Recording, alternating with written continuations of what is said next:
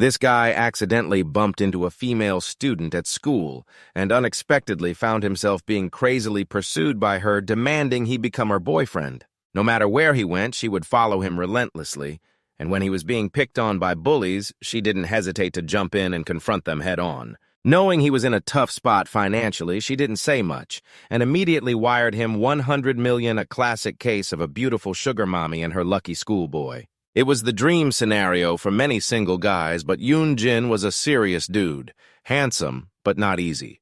After he rejected her confession, Lee Hee-soo suddenly and coldly revealed that he was about to die. It turned out that on the day Yoon Jin bumped into Hee-soo, he had unfortunately dropped the death card.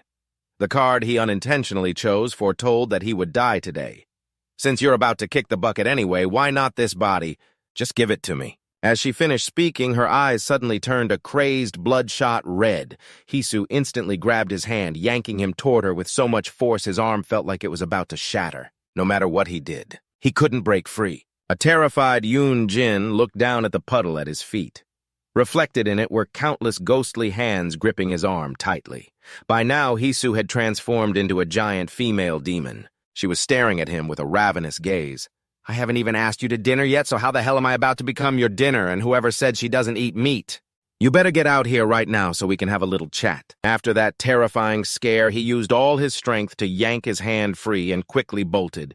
The demon immediately gave chase. Despite its massive, heavy body, it was as fast as the wind. Just as the demon was about to catch him, it slipped on a banana peel and fell flat on its face. His ancestors were really working overtime for him, seizing the opportunity. Yoon Jin managed to hide in the narrow gap between the buildings. The demon behind him could only roar in frustration. Just then, a light appeared at the end of the alley, only a few steps away, when suddenly the sound of something ripping apart echoed in the night. Before he knew it, the demon had torn off one of his arms. The demon itself froze for a second, staring in shock at its hand, which was now holding his severed arm. Its rage boiled over as it looked at the body it should have possessed. With bloodshot eyes, it let out a night-piercing shriek. "My new body," the demon roared as Yoon Jin lay there trembling. As his body grew weaker, the demon closed in its voice a cold hiss through clenched teeth. "If I can't have this body, then I'll eat you alive." With that, the demon roared, opening its giant fang-filled mouth ready to devour him. But just as Yoon Jin closed his eyes, accepting his fate, a pitter-patter of paws splashing on water suddenly echoed. It was the white dog he had found earlier that day. Time flashes back to the morning. When Yoon Jin went out to take out the trash, he saw a stray dog desperately digging for food. He watched it gnawing on a piece of scrap that had likely been spoiled for ages. He felt a bit sick to his stomach.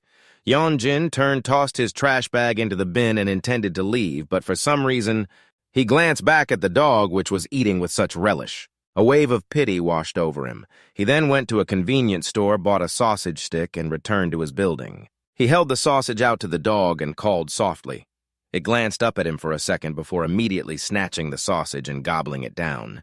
Yoon Jin gently patted its head. "Eat up! Don't go digging through the trash anymore, okay?" With that said, he got up and walked away. He left the bewildered dog behind.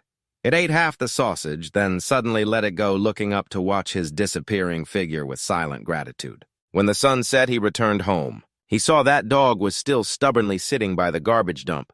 Young Jin froze, looking at it for a long time, thinking to himself, "The dog's been here since morning. Why is it still here?" In the end, he decided to ignore it and went inside his house. A few minutes later, the first raindrops began to patter against the window. The rain grew heavier, and the image of the white dog cowering by the garbage dump kept haunting his mind. Unable to bear it, Young Jin finally ran outside and brought it home. He carefully wiped it down and dried its fur. The moment it was free, the dog shook itself, sending water splashing all over Young Jin. It looked up at him as if asking for permission, then leaped straight onto the bed, curling up with delight. Young Jin laughed helplessly. "Are you just going to take over my house like that?" He went to get it a bowl of water and a few sausages. Seeing it still lying there, he asked, "Aren't you going to eat? I guess you don't like them." No sooner had he spoken than it trotted over, stuck its head in the bowl, and drank greedily. After drinking, the little dog came closer, sniffing his leg, then timidly placed one paw on him. Seeing that Young Jin didn't object, it grew bolder, stepping right onto his lap and curling up. He stared wide-eyed at the small creature so casually taking over his space. "People say give them an inch and they'll take a mile. Back in the present, just as Yongjin was about to be annihilated, the white dog quickly charged forward and leaped at the demon.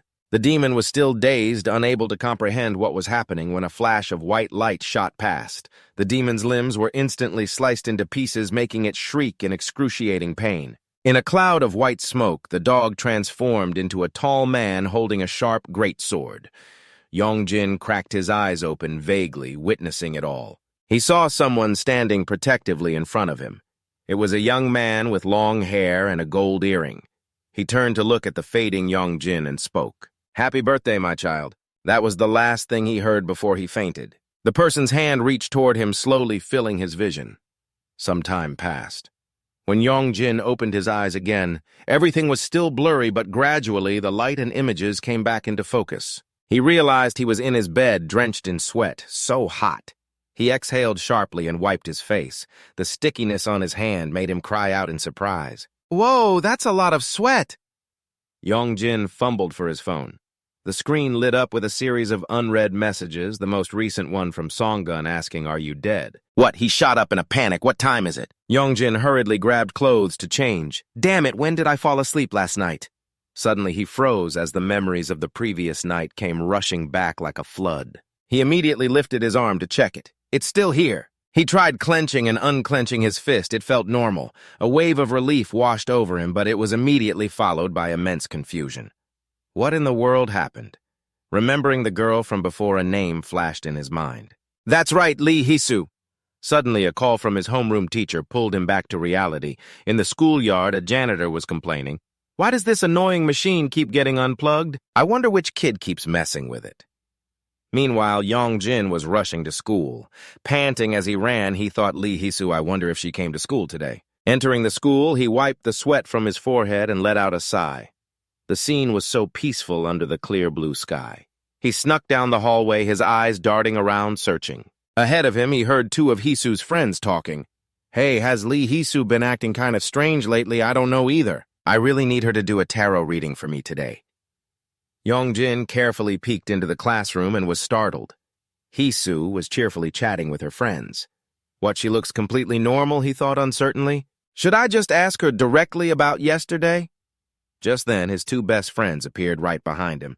Showing up right at lunchtime could only be you delinquents. "Hey, why didn't you read our messages? You made us worry for nothing. See, he comes to school just to chase after a girl." "See, such a delinquent. It's not like that," Yongjin quickly tried to explain, stammering. "And no, it's not like that. Yesterday I—" His words caught in his throat when he met Hisu's gaze. From inside the classroom for a moment, the two of them locked eyes. "What about yesterday?" his friend pressed. Seeing Yongjin remain silent, his friend started teasing and making up stories again. This bastard pretended to go home, but he was actually on a date with his girlfriend instead of answering. Yongjin suddenly ducked, hiding below the windowsill. "What are you doing?" one of them asked, while the other two burst out laughing. "Oh, you get that flustered just from making eye contact." "I'm not jealous, really." Yongjin's face darkened with fear. He scrambled on the ground, trying to stay out of sight from the window. So pathetic, one of them judged. Throughout the afternoon classes, Yongjin couldn't focus at all. He couldn't remember how, but he was sure he had been seriously injured. He looked down at his uninjured hands again. A big question kept swirling in his mind. But what happened after that? How did I get home? The image of the demon mask kept haunting his mind. What the hell happened? If only it had all been a dream. He quickly checked his phone. The only proof that last night wasn't a dream was still there. A notification of a 100,000 won transfer from Lee Hisu, with a note attached. "If not accepted within 3 days, the transaction will be automatically canceled. What is this money for?" Han Yongjin muttered. He wondered if he should text her and ask. But then he decisively put his phone back in his pocket. Whatever. As long as she's okay, that's all that matters. In the teacher's office, his homeroom teacher asked with concern, "Han Yongjin, are you sure nothing's wrong?" "Yes, ma'am, I just overslept." She sighed. "Have you eaten anything yet?" "Yes, I have." "All right then. If you're okay, then go to class. And go home early after school." Yongjin obeyed and walked out, not forgetting to close the door. He walked slowly down the hallway, glancing at the clock on his phone. It was 2 p.m., so he had missed almost all of his classes today. Just as he stepped onto the school grounds, Yongjin was engrossed in his phone when a head suddenly popped out right in front of him. "Hi, ah." Yongjin jumped back in shock, his heart pounding. Hisu quickly explained. I'm sorry I didn't mean to scare you. I heard from some students that you went to the teacher's office, so I came here to wait. Oh my god, the bell for class already rang. Is stalking people your hobby or something? Yongjin, still startled, said. Can't you act normal for once? I'm sorry if I made you uncomfortable, Hisu stammered. About yesterday. Hearing this, Yongjin instinctively became wary, scanning the deserted schoolyard. There wasn't a single soul in sight. Damn it, there's no one here. Hey, he said stiffly. Let's go talk somewhere with more people. It's not that I'm scared, it's a precaution in case you suddenly attack me again. No, that's not it. I was possessed back then, Hisu quickly explained. What, Yongjin frowned, his face full of skepticism. It's a long story. First, let me apologize for hurting you. While Hisu was trying to explain, Yongjin's gaze suddenly froze. Something was very wrong. He pointed at an object. A green object nearby. He cut her off coldly. What is that? Why is it there? Uh-huh. Hisu turned around confused. That's the statue that's supposed to be at the main school gate. It wasn't here a moment ago, Yongjin said, his voice starting to tremble. Suddenly, the statue slowly rose to its feet. Holy crap, both of them blurted out. Immediately after, the statue started sprinting towards them. Run Hisu screamed. They both turned and ran for their lives. Yongjin yelled in terror as the giant statue was chasing right behind them. He gritted his teeth and asked, Hey, this is your doing again, isn't it? No, it wasn't me, Hisu hastily denied. What do you mean it wasn't you? You did the exact same thing to me yesterday, didn't you, Yongjin? I can explain it really wasn't me. It was a ghost named Acid Fume. Seeing the statue getting closer, Yongjin snapped, Shut up and run faster, any slower and we'll be caught just then. Yongjin saw a cart full of basketballs.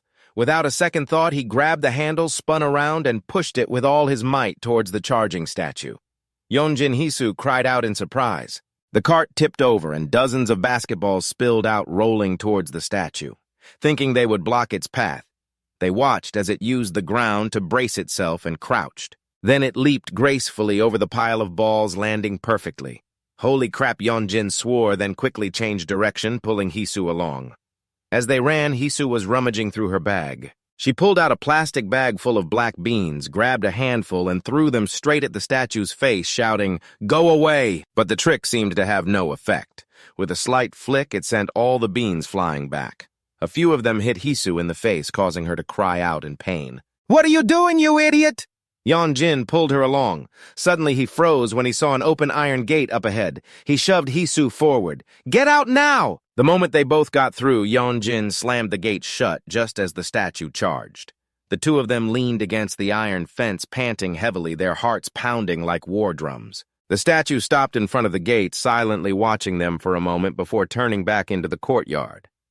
Seeing it leave, the two were overjoyed. Is it gone? Did it finally give up? Yongjin sighed in relief. Suddenly, Hisu stammered and pointed towards the schoolyard. Yongjin followed her gaze and froze. The statue was coming back. And in its hand was the flagpole which it had just ripped out of the ground. The two looked at each other in horror. It's going to use the flagpole to vault over here. Is it crazy terrified? Yongjin's eyes darted around, searching for an escape. Nearby, there was a utility cart. On the other side of the fence, the statue planted one end of the flagpole into the ground. It swung itself up, building momentum. The statue really was using it to vault over the fence. Hisu stood rooted to the spot, completely stunned. At that moment, Yongjin yelled her name. Hey Lee, Hisu, get out of the way. Startled, she quickly moved back. Yongjin stared at the statue. It landed like a high jumper, but its landing pad wasn't a mat. It was a utility cart. The impact sent the cart flying into the garbage dump where it flipped over. The statue also sprawled out in the middle of the foul-smelling trash, forcing both of them to cover their noses. But to their absolute amazement, it staggered to its feet, its dagger-like eyes locked on Yongjin. Let's go, he urged Hisu, but in a flash the statue blocked their path so quickly that they couldn't react. Its eyes blazed with murderous intent as it lunged towards Yongjin, grabbing him by the neck and hoisting him into the air. Yongjin Hisu could only scream helplessly. It stared at him with utter hatred. With just a little more force, his neck would snap. Stop it! Hisu screamed in terror when she saw Yongjin starting to choke. She hurriedly pulled a string of brown prayer beads out from under her clothes. She yelled, Take this. The statue, brimming with killing intent, glanced at her. Hisu threw the beads towards it. The string immediately snapped and the beads scattered, exploding on the statue's face. It roared in agony, letting go of Yeonjin's neck and stumbling back. He collapsed to the ground with a thud. "Hey, Yeonjin, are you okay?" Hisu ran over, terrified to help him. "Not good at all," he replied, his face pale. They supported each other and fled as the statue behind them started to get up again. Later, at the school's garbage area, Yeonjin fiddled with a lighter and complained. "Hey, if you had that thing, you should have used it sooner." He turned back and saw Hisu doing something that was giving off smoke. "Are you smoking?" "No, it's incense. What are you doing?" Yeonjin asked confusedly. "It's just a simple exorcism ritual," she explained as she began to pull out her gear. "You pull all kinds of stuff out of your uniform, don't you?" he asked in surprise. Hisu took some colorful ribbons, tore a piece off, and tied it to his arm. "This will be fine for a while," she instructed. "Don't take it off until midnight, okay?" Yeonjin grimaced at the butterfly bow she had tied on his wrist. His expression soured. "You're really weird, you know that." "I know you're suspicious, but I really haven't done anything," Hisu said, scratching her head. "Can we talk at school?" "No," he replied bluntly, then paused for a moment. "All right. Let's just say you were possessed yesterday and today was just a coincidence. So what the truth is, ever since I got involved with you, all sorts of weird things have been happening to me." Hearing that, Hisu fell silent, a hurt expression on her face. "But Yeonjin, it wasn't me." "I appreciate you saving me," he interrupted. "But if you weren't here in the first place, none of this would have happened. Stop pretending we're close." With that, he turned and walked away. He left her standing alone on the empty street as the sun began to set. Arriving home, Yeonjin paused while entering the passcode. He looked down at the colorful bow on his wrist. Hisu's warning echoed in his mind. "Don't take it off until midnight, okay? What kind of trick are you trying to pull now?" He decisively ripped the ribbon off, threw it straight into the trash, and entered his room. The room was pitch black. He flicked on the switch. The moment the light came on, Yeonjin jumped and screamed. The white dog was sitting comfortably on his bed. He fell backward, only then remembering its existence. The small dog approached. You've been here this whole time," Yeonjin stuttered. It sat obediently in front of him. "You must be really hungry." He scratched his head and placed a plate of sausages on the floor. The dog approached and looked at the sausages with a look of disdain. Meanwhile, Yeonjin lay on his stomach on the bed, scrolling through his phone. He was focused when suddenly a voice rang out this stuff again. The room was only supposed to have him and the dog. "Bring me some decent food." Startled, Yeonjin's eyes widened as he whipped his head around to look at the dog. It was still sitting there perfectly calm. He froze, staring at it, and it nonchalantly glanced back. But the mysterious voice echoed in his ear again. "This stuff again, huh? Bring some more delicious food over here." He looked around the small room in a daze, then back at his phone screen, feeling increasingly bewildered. The voice spoke up again, this time seemingly to itself. Whatever, I'm too hungry, I'll just eat this for now."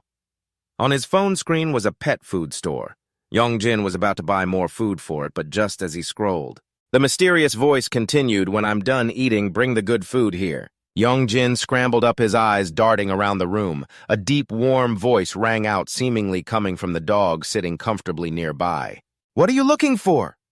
Yeonjin jumped, throwing the window open to check, and muttered, "Where is that voice coming from?" The voice spoke again, clearer this time. "So you can only hear me now." So Yeonjin whipped around, his eyes dark-circled from lack of sleep, fixed on the empty space in the room. Here he froze, a cold sweat starting to break out. And then he saw it. The little dog was baring its teeth, looking as if it were grinning at him. Yeonjin faced it motionless and in thought for a few seconds, then slowly sat down. He scooped the dog up, observed it carefully, then began to prod and feel every detail of its body. He turned it over and around, examining it so much that the dog started to get annoyed. It flew into a rage, snapping, "Hey, how insolent!" The shout right in his face made Yeonjin jump. He quickly put it down on the ground and took a few steps back, keeping a safe distance to observe. Looking at the harmless appearance of the creature before him, he thought to himself, "Whoa, this dog can talk. This is all beyond my imagination. Am I dreaming?" His mind was reeling from the recent chain of unbelievable events. Seeing him standing there dumbfounded, the dog spoke. "You're confused. You can't believe what's happening, right? I've been here all day. But you're only just now able to hear my voice," saying that it used its spiritual power to control a nearby cabinet. Clack, clack. The closet door burst open and a pile of clothes and socks flew right into Yeonjin's face. Annoyed, he pulled off a tattered shirt, threw it away in disgust, and let out a scream. But in that very moment, he suddenly realized something. The shirt was missing one sleeve. Remember now, it's from what happened yesterday. The horrifying memories suddenly flooded back. The female demon, the chase, and the feeling of his arm being crushed. His last memory was of its gaping mouth ready to swallow him whole. A sharp, piercing pain shot through his mind. Young-jin quickly reached for his shoulder to check if his left arm was still there. He was bewildered, caught between memory and reality. What the hell are you talking about? You're wondering how this is possible, aren't you? As if reading his thoughts, the dog continued. Who do you think I am to be able to stop that monster? And even be able to talk to you? Seeing Young-jin's utter bewilderment, it must be quite a shock hearing all this for the first time. Huh. The flood of strange information left Young-jin completely stunned. Who am I, and where is this Jin offered some advice? Call the one who is responsible for you here. Young-jin didn't understand. The one who gave birth to you and protects you. I need to learn about your family. As soon as the words were out, Young-jin replied tonelessly, I don't have one. Hearing this, the dog turned to look around the house for a moment, then suddenly asked again. What do you mean, you don't have parents anymore? Getting off the bed, he answered curtly, I already told you. What about another guardian? There's no one. Watching him casually open a bottle of water, Jin sighed in frustration. What a pain. But it also thought to itself, so this kid has been surviving on his own. It seems I didn't choose the wrong person. Meanwhile, Young-jin was complaining to himself, what the hell is this situation? I can't clearly remember what happened last night, and now I have to deal with this. Jin looked at his back and said reproachfully, Hey, I saved your life. How come I haven't heard a single word of thanks? Young-jin turned his head and shot at a scornful look. You saved me, a puppy stronger than that monster. Does that mean you're a monster too? Hearing this, Jin was speechless with anger. It declared coldly, You dare call me a monster, I am your ancestor. The firm declaration made Young-jin freeze sweat pouring down his face. An ancestor. He stared at the dog in front of him and muttered blankly, A dog is a human's ancestor. So, was I a dog before? You idiot! Jin snapped, practically fuming. I am not a dog. Then what are you? He asked nonchalantly. Ugh, Jin was about to lose its mind with this descendant. I'm just in this body for now. I may look like a dog to you, but that's not what I actually am. Oh, Young-jin replied indifferently, so you're possessing a dog. You could say that the dog nodded smugly. But then he bluntly added, So you're still a dog, what's the difference? I told you I'm not! Jin snapped, trying to explain, but if you don't have a suitable human body, you're still a dog right now. I said I'm not. Okay. He nodded as if he understood. So an ancestor's ghost is possessing a dog. That sounds a bit crass, Jin muttered, but Young-jin accepted it and got straight to the point. So what do you want from me? He wearily threw out a guess. Do you want me to make an offering or something? I don't have money for things like that. Hearing this, the man just silently turned his back while the young boy Young-jin unintentionally mumbled, If you need that many offerings, why don't you find a richer descendant? At the same time, Jin's expression suddenly fell. The little dog didn't answer, but just circled on the boy's blanket, continuously sniffing and pacing back and forth as if searching for something. Afraid it was about to relieve itself on the spot, Young-jin pointed and warned, Hey, what are you doing? If you have to go, go somewhere else. Being misunderstood, Jin slowly stopped and immediately put on a pitiful expression to convey its feelings. Such a poor family. There's no one left at all now. But what Young-jin was a bit taken aback. You mean there are no other descendants? So I'm the only one. Jin lowered its head sadly and replied, That's right. Then it turned its head back and said, From now on, let's help each other out, okay? So you're staying here for good? He asked indifferently. Jin narrowed its eyes helplessly. Where else can I go? At that, Young-jin screamed frantically, What are you talking about? If you're so tough, then go sleep outside. With that, he grabbed the edge of the blanket and flung Jin to the floor. The little dog lay sprawled out, whining in pain. What an ungrateful descendant. Fine, just sit there and say that. Young-jin retorted, I still have to go to school. I can't afford to take care of you. But while his mouth said that, his hand was already holding his phone, tapping away as he searched to buy wheat grains for it to eat. He even added a sarcastic remark, For an ancestor like you to demand gourmet food, I'd have to sell the house. Young-jin's words made too much sense. Jin, though angry, could only stay silent. Suddenly, the little dog's ears perked up towards the window as if it had detected a strange noise. Sensing danger, it suddenly leaped up and barked loudly. Woof! Young-jin, who was glued to his phone, jumped in surprise. What the heck? Turning around, he saw Jin jumping up and down bizarrely. What's with the sudden act? There's something outside. Jin whispered, its ears still pricked up, listening. What? Young-jin shot up with a panicked look on his face. The dog stared intently at the window and said seriously, "You've dragged something back here with you." The stone statue that chased him and Hisu this morning was trudging into the alley, its heavy footsteps thudding loudly. "What nonsense! There's no one there," Yongjin quickly refuted in disbelief. "We have to go now." Jin leaped onto his head, clinging tightly and urging him on. "Go where he asked in pain." Outside, Yongjin froze. "What stays still?" Jin suddenly commanded, so he fell silent for a few seconds to listen. The result was nothing unusual. He quickly grabbed Jin and pulled it off his head. "Don't sit on my head anymore." Just as he finished speaking, a terrifying, earth-shaking sound echoed. It shook the entire room. The rumbling sound echoed again, a terrifying reality, not a hallucination, causing sweat to pour down him like rain. Then Jin grabbed his hair and pulled his head up. The pain made him let out a cry. Outside the window, the streetlight flickered and the main door remained tightly shut. Carrying Jin on his shoulders, Yongjin cautiously checked his surroundings. Suddenly, the dog used its two front paws to pull his head sharply to the right, and there he froze at the sight before him. Outside the glass door was the upper half of the statue from the schoolyard.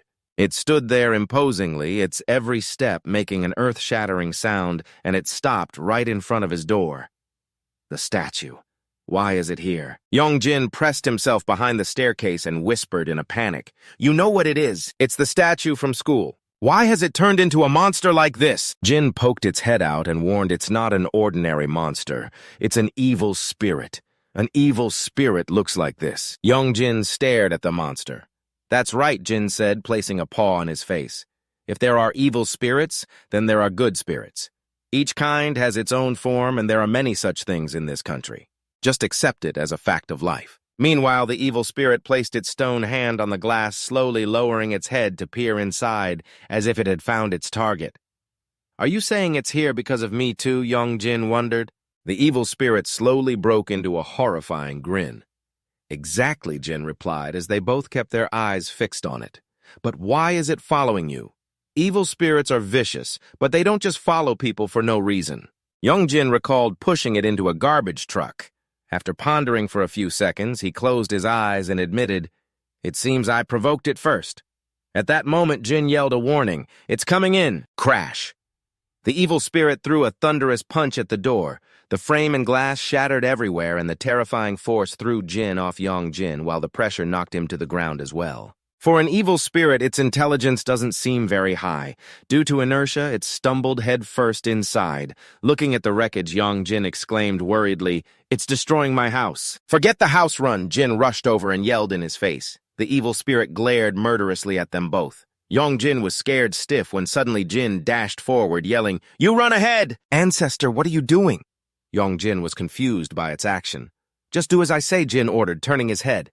The evil spirit got back up and chased after Yongjin, forcing him to turn and run for his life. When he glanced back, he saw the small dog's tiny figure standing firm, facing the giant monster head-on without a shred of fear. Really, is that my family's ancestor? But Jin, exuding authority, looked straight at the evil spirit and yelled, "You bastard!" The debris at its feet began to tremble from an invisible energy. Its inner power exploded as pink lightning bolts coiled around Jin, radiating with increasing intensity. It declared sternly, "How dare you touch my descendant?" The dog opened its mouth wide, preparing to unleash an earth-shattering technique, but the only sound that came out was woof, woof, woof, woof, woof. The evil spirit stood still, staring at the farce before it. It simply swatted its hand, sending Jin flying several meters. The dog rolled a few times before landing with a thud on the pavement, then scrambled to its feet and took off after Yongjin. To the evil spirit's bewilderment, Yongjin, finding this strange, turned to ask as he ran, "You're running too?" The awkward question left Jin flustered. "Well, what did you expect? I just thought you could hold it off for about 10 seconds. Yongjin replied nonchalantly. "But it's strange.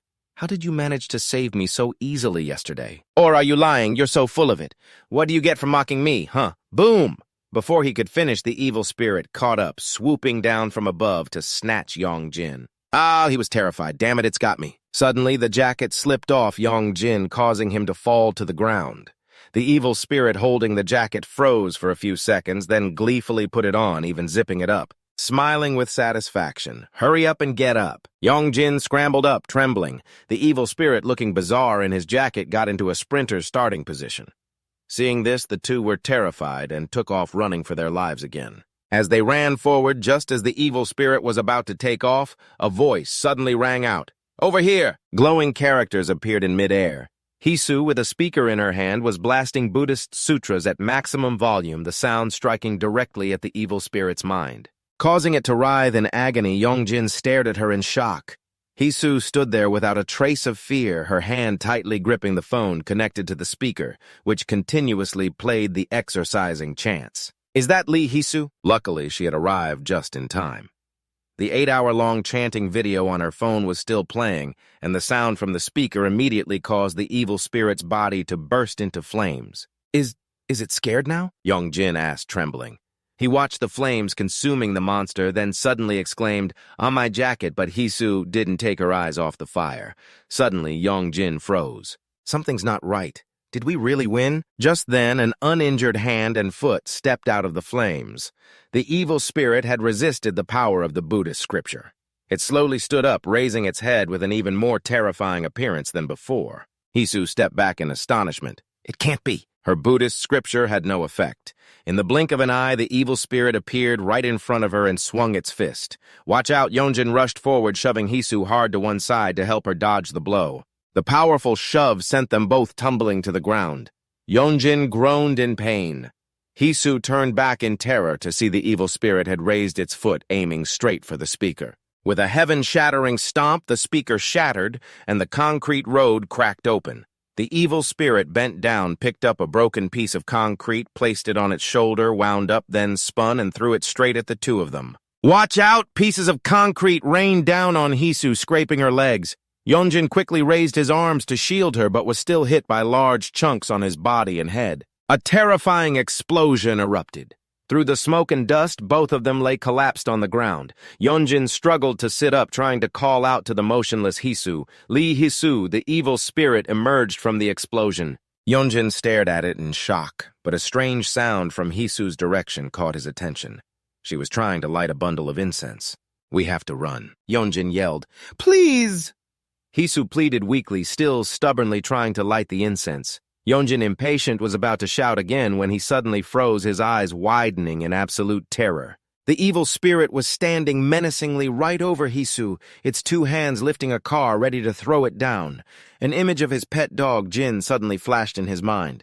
"You said you would come out." Yongjin desperately scrambled to his feet, running for his life towards Hisu. "Then help me." He let out a yell with all his might and jumped forward to shield Hisu, ready for death. But instead of pain, his feet suddenly stepped into an empty void. All around him was a completely unfamiliar land. The space began to transform.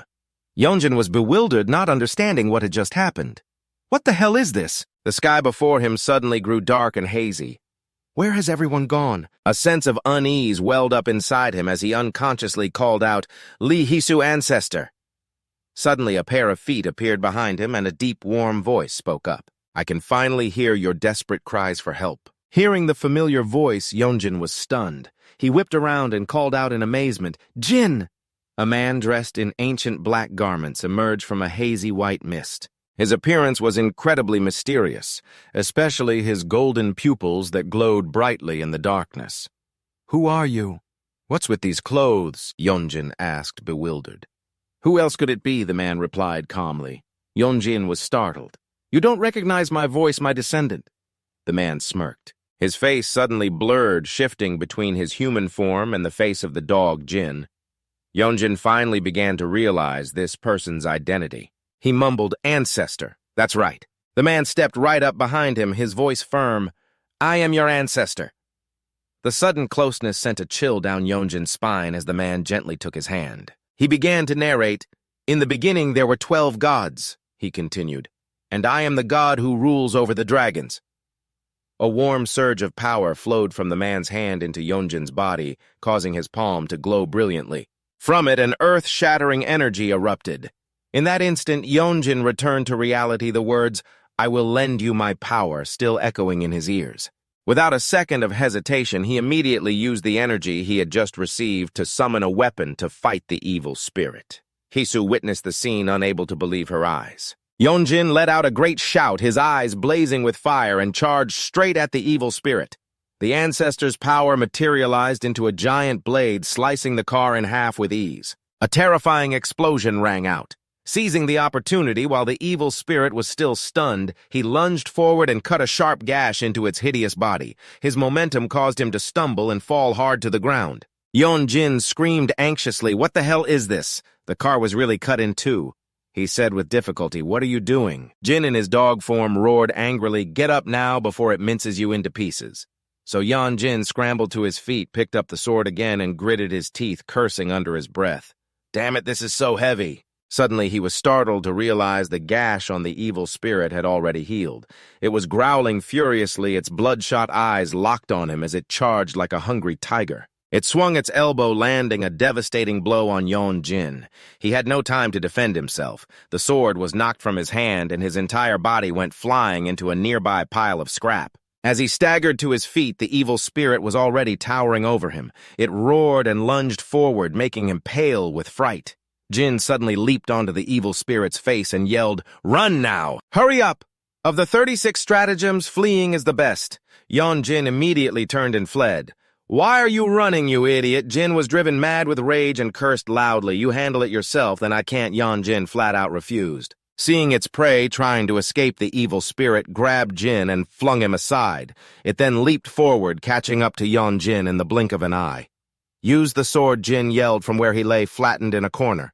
Yeon-jin gritted his teeth, spun around, and tightened his grip on the sword.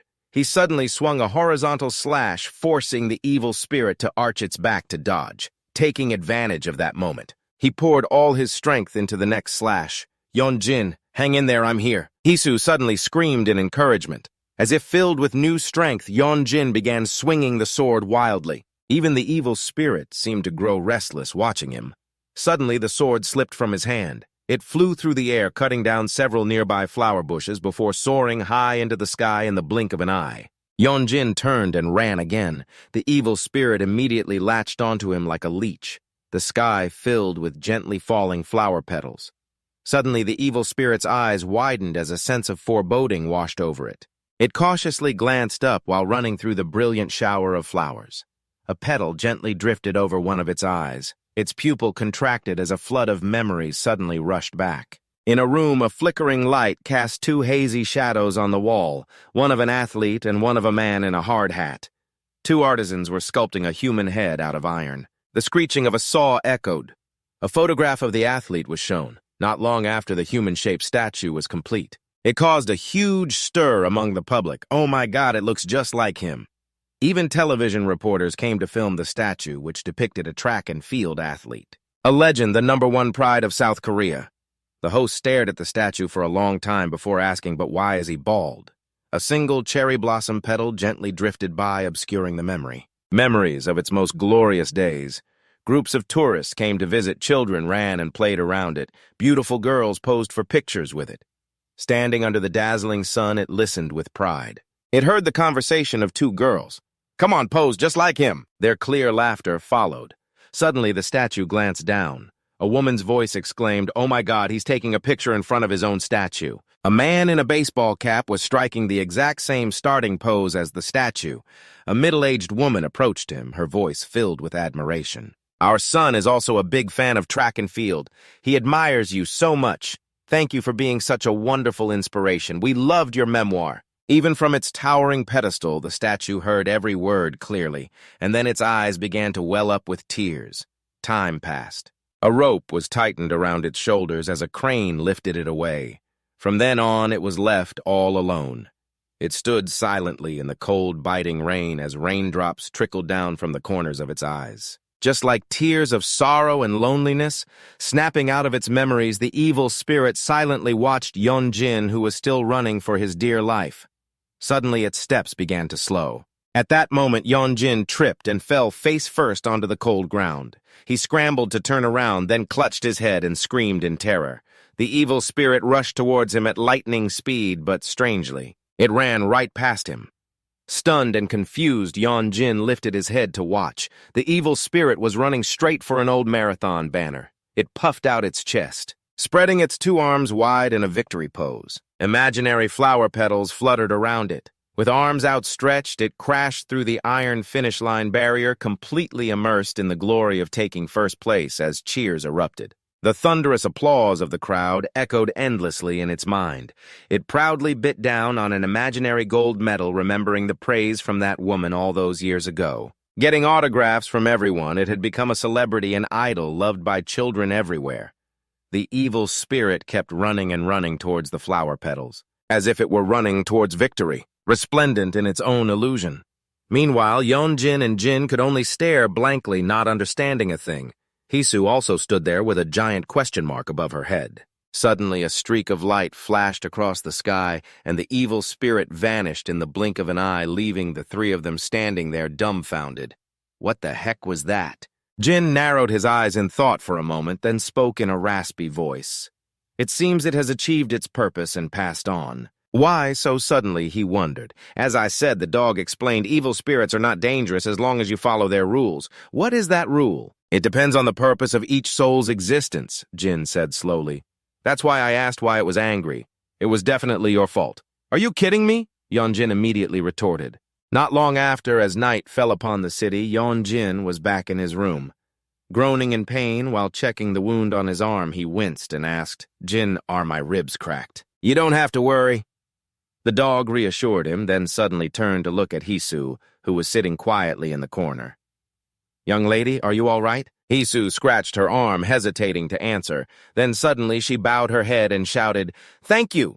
Yeonjin stared wide-eyed as her face turned bright red with guilt and embarrassment. You're Yeonjin's ancestor, aren't you? In the dead of the quiet night at the marathon's finish line, the iron barrier that had been broken in two suddenly flashed with a strange light. Then it mended itself.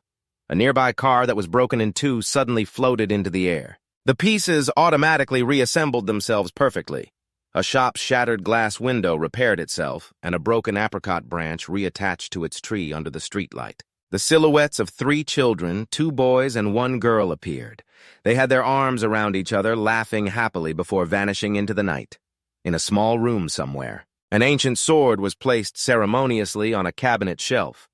Hisu hesitated for a moment before daring to ask, Are you Yeonjin's ancestor? Jin was taken aback for a few seconds, then raised an eyebrow. So you can see me, the small dog asked curiously. Are you a shaman? The girl quickly shook her head and replied in a low voice, No, I'm not a shaman. I'm a shaman's daughter. Ha ha ha ha, Jin burst out laughing. A shaman's daughter, you say? Recalling how Jin had saved her life, Hisu said with immense gratitude, You saved me from that monster before. But I passed out right after she smiled gently. I never had the chance to thank you properly. Thank you so much. At that moment, Yeonjin suddenly cut in his eyes wide with disbelief as he looked at Hisu. You can hear this dog talk. She nodded honestly. Hearing that, Yeonjin let out a sigh of relief. So I'm not schizophrenic. Hisu couldn't help but laugh at him. Schizophrenic, honestly. Just then, Jin smiled and asked her, How did you know I was this kid's ancestor? Hisu looked at the dog and the boy in front of her, then involuntarily imagined Jin in human form and compared him to Yeonjin. She then laughed honestly because you two look so much alike. What do you mean Yeonjin couldn't accept this reality? She blushed and explained in a tiny voice, Yeonjin, don't you see it? What do you see? He pressed, raising an eyebrow. Your ancestor's appearance. Jin suddenly turned to Yeonjin and asked, You can't see my super handsome form, huh? The little dog, extremely confident in his outstanding looks, smugly said, It is only natural for women to feel shy before my beauty. Yeonjin scoffed in disgust, grabbing the mirror and shoving it in front of Jin's face. You are so handsome, are not you? As soon as he finished, the man and dog immediately started brawling. In the middle of their scuffle, Hisu pulled out her phone. Yeonjin, look at this. Just as he looked over, she snapped a picture, and a filter of a rabbit nibbling a carrot appeared right where Jin was in midair. What is that? He yelled. Yeonjin stared at the phone and screamed, Oh my God, how can you do that? He refused to believe his eyes, telling himself it must be an app glitch. She turned to Jin and said, Great ancestor, please move closer to Yeonjin. Instantly, a vomiting filter appeared right next to Yeonjin's face, followed by a mask filter that did the exact same thing. Still stubbornly refusing to believe it, he intentionally waved his hands wildly around himself to check if Jin's form was really there or not. Jin just frowned, looking unconcerned. The night grew later, the streetlights outside were on, and the clock showed 9:05 in the evening, but are not you going home? Yeonjin suddenly spoke up. It is already 9 o'clock. Hisu was startled, hesitating as if she wanted to say something, but then stopped. Finally, she mumbled, I cannot go home. Young-jin took a sip of water while staring at her why he asked. Hee-soo took a deep breath to gather her courage. My mom is possessed like me. She is strong enough to summon an evil one easily. Hearing this, Young-jin's eyes widened. If I go home in this state. Her voice trembled with a mix of fear and sorrow. Mom will forcibly possess me again and then come after you just like that other evil spirit. Why would your mom come after me? He asked curiously. Because she wants your body, she answered bluntly. Jin, hearing this, also looked up. Why my body? Yoon-jin frowned. Hee-soo whipped her head around, her sharp gaze fixed on him. Because you are a spirit vessel. Hee-soo stood up, picked up a bowl, and walked towards him. Wait a moment. She filled the white bowl with water and held it in front of him, her reflection visible on the surface. This is a normal person, she said in a low voice, then decisively poured the water out. Next, she held up the empty bowl, and this is you, she explained gravely. In the future, more and more spirits will want to seize the empty vessel. Which is you? Yoon-jin could only swallow nervously. I did not know how to explain it before. So I did not say anything. The thing those spirits want is you, she said, looking straight into his eyes. What the hell? Young-jin frowned in confusion. You did not know. Jin, who had been silent until now, suddenly interjected. The dog said bluntly, all the strange things that keep happening are because of you. Hearing that, Young-jin's face turned pale. He suddenly remembered the words he had said to Hee-soo. What did you do this time? All these weird things started happening ever since I got involved with you. If it were not for you, none of this would have happened.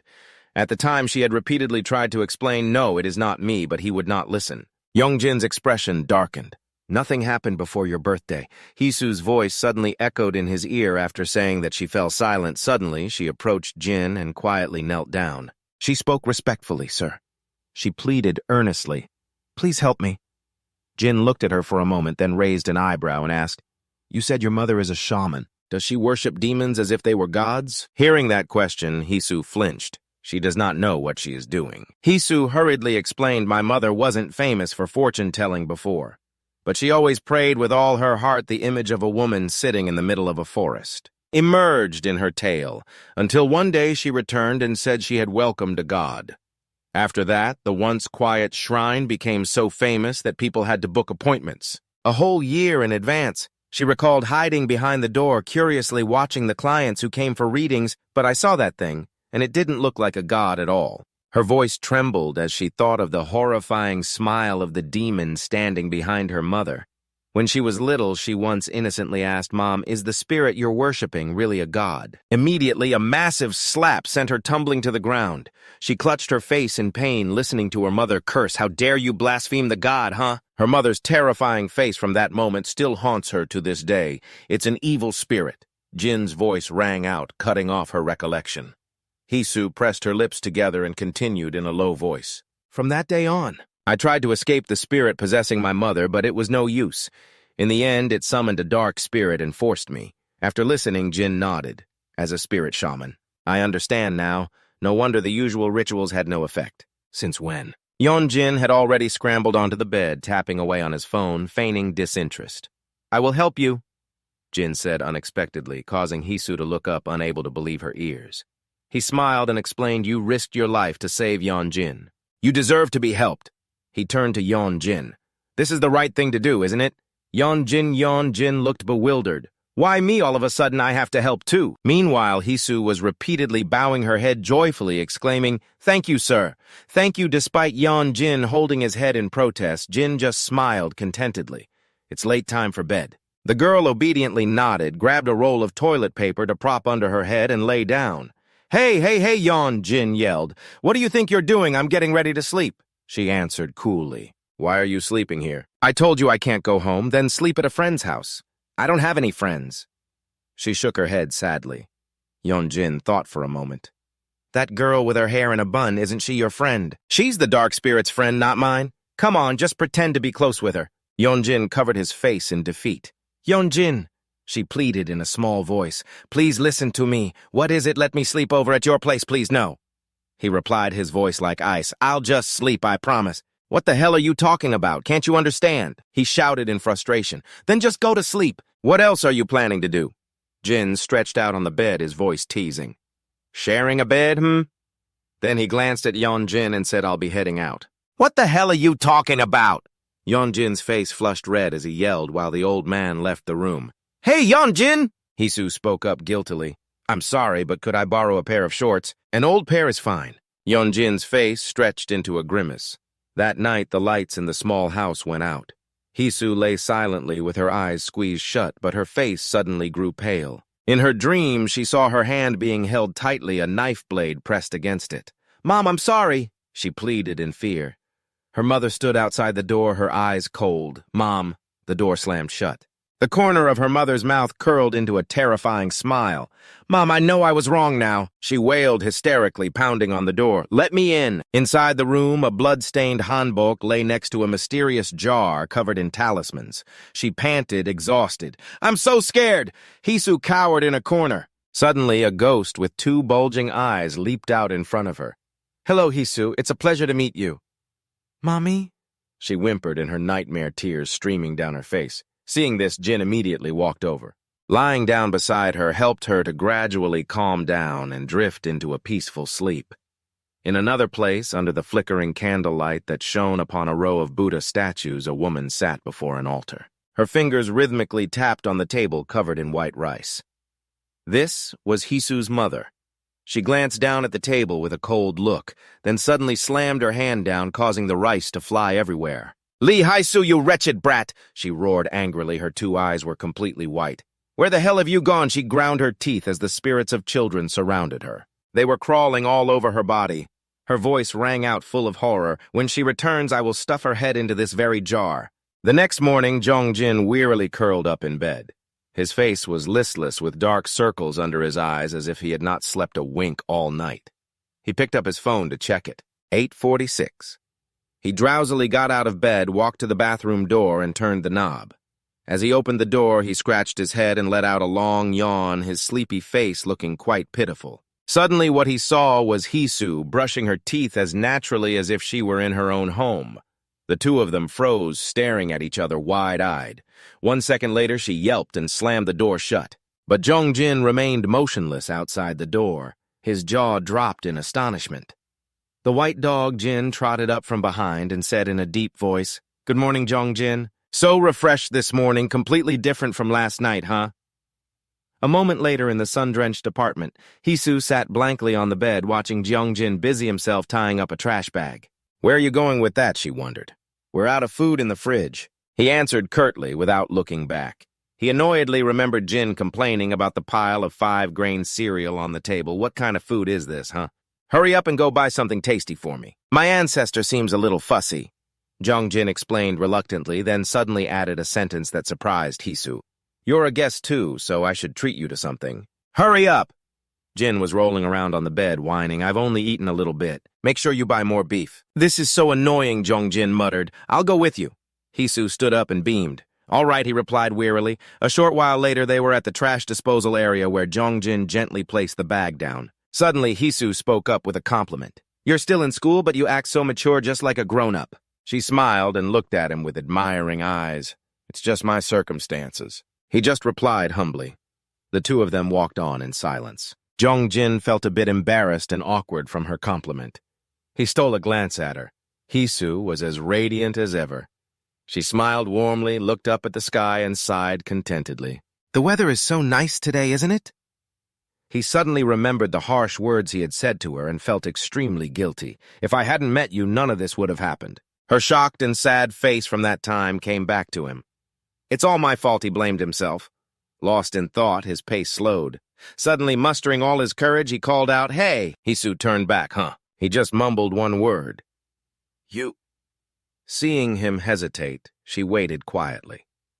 Suddenly, Jongjin let out a groan and clutched his head, collapsing wearily to his knees before her bewildered eyes. He kept his head down, not daring to face Hisu, but his voice was extremely sincere. I'm sorry. For what she asked in confusion, scratching her back, I said harsh things to you. It's all my fault. It took Hisu a moment to understand. She was too surprised to speak. Jongjin kept his head down, mumbling, Even so, you still help me so much? His hands began to sweat and his voice trembled slightly. Thank you. In reality, he was so embarrassed his face was beet red and pouring with sweat, but he still tried to express himself. Whatever happens in the future, I will. You really do think more maturely than others. Hisu suddenly leaned down to look straight into his eyes. Huh. He jumped up, startled. You shouldn't even think about it, she said. I don't mind at all. Hisu crossed her arms and gave him a reassuring, radiant smile. Besides, it was partly my fault, too. You got hurt because of me, too, right? Let's call it even. So Jin, flustered and not knowing how to answer, just turned away. All right, I get it. He sighed in relief and thought they should just hurry and shop. After that, the two entered a nearby supermarket. Just as Hisu put a large bag of candy in the cart, Jin stopped her. Hey, what are you buying this for? He asked, confused. Still trying to hold on to the candy bag, she said, It's just for you to eat when you get hungry, she explained. All right, thank you, he replied helplessly. Are you buying anything else? She asked innocently.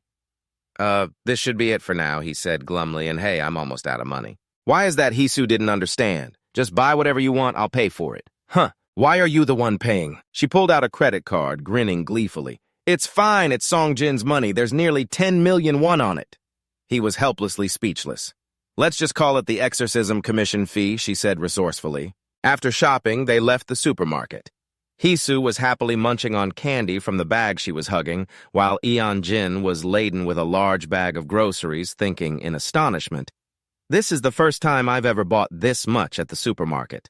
By the way, you're a pretty good cook, she suddenly remembered and complimented him. It's just average, he replied.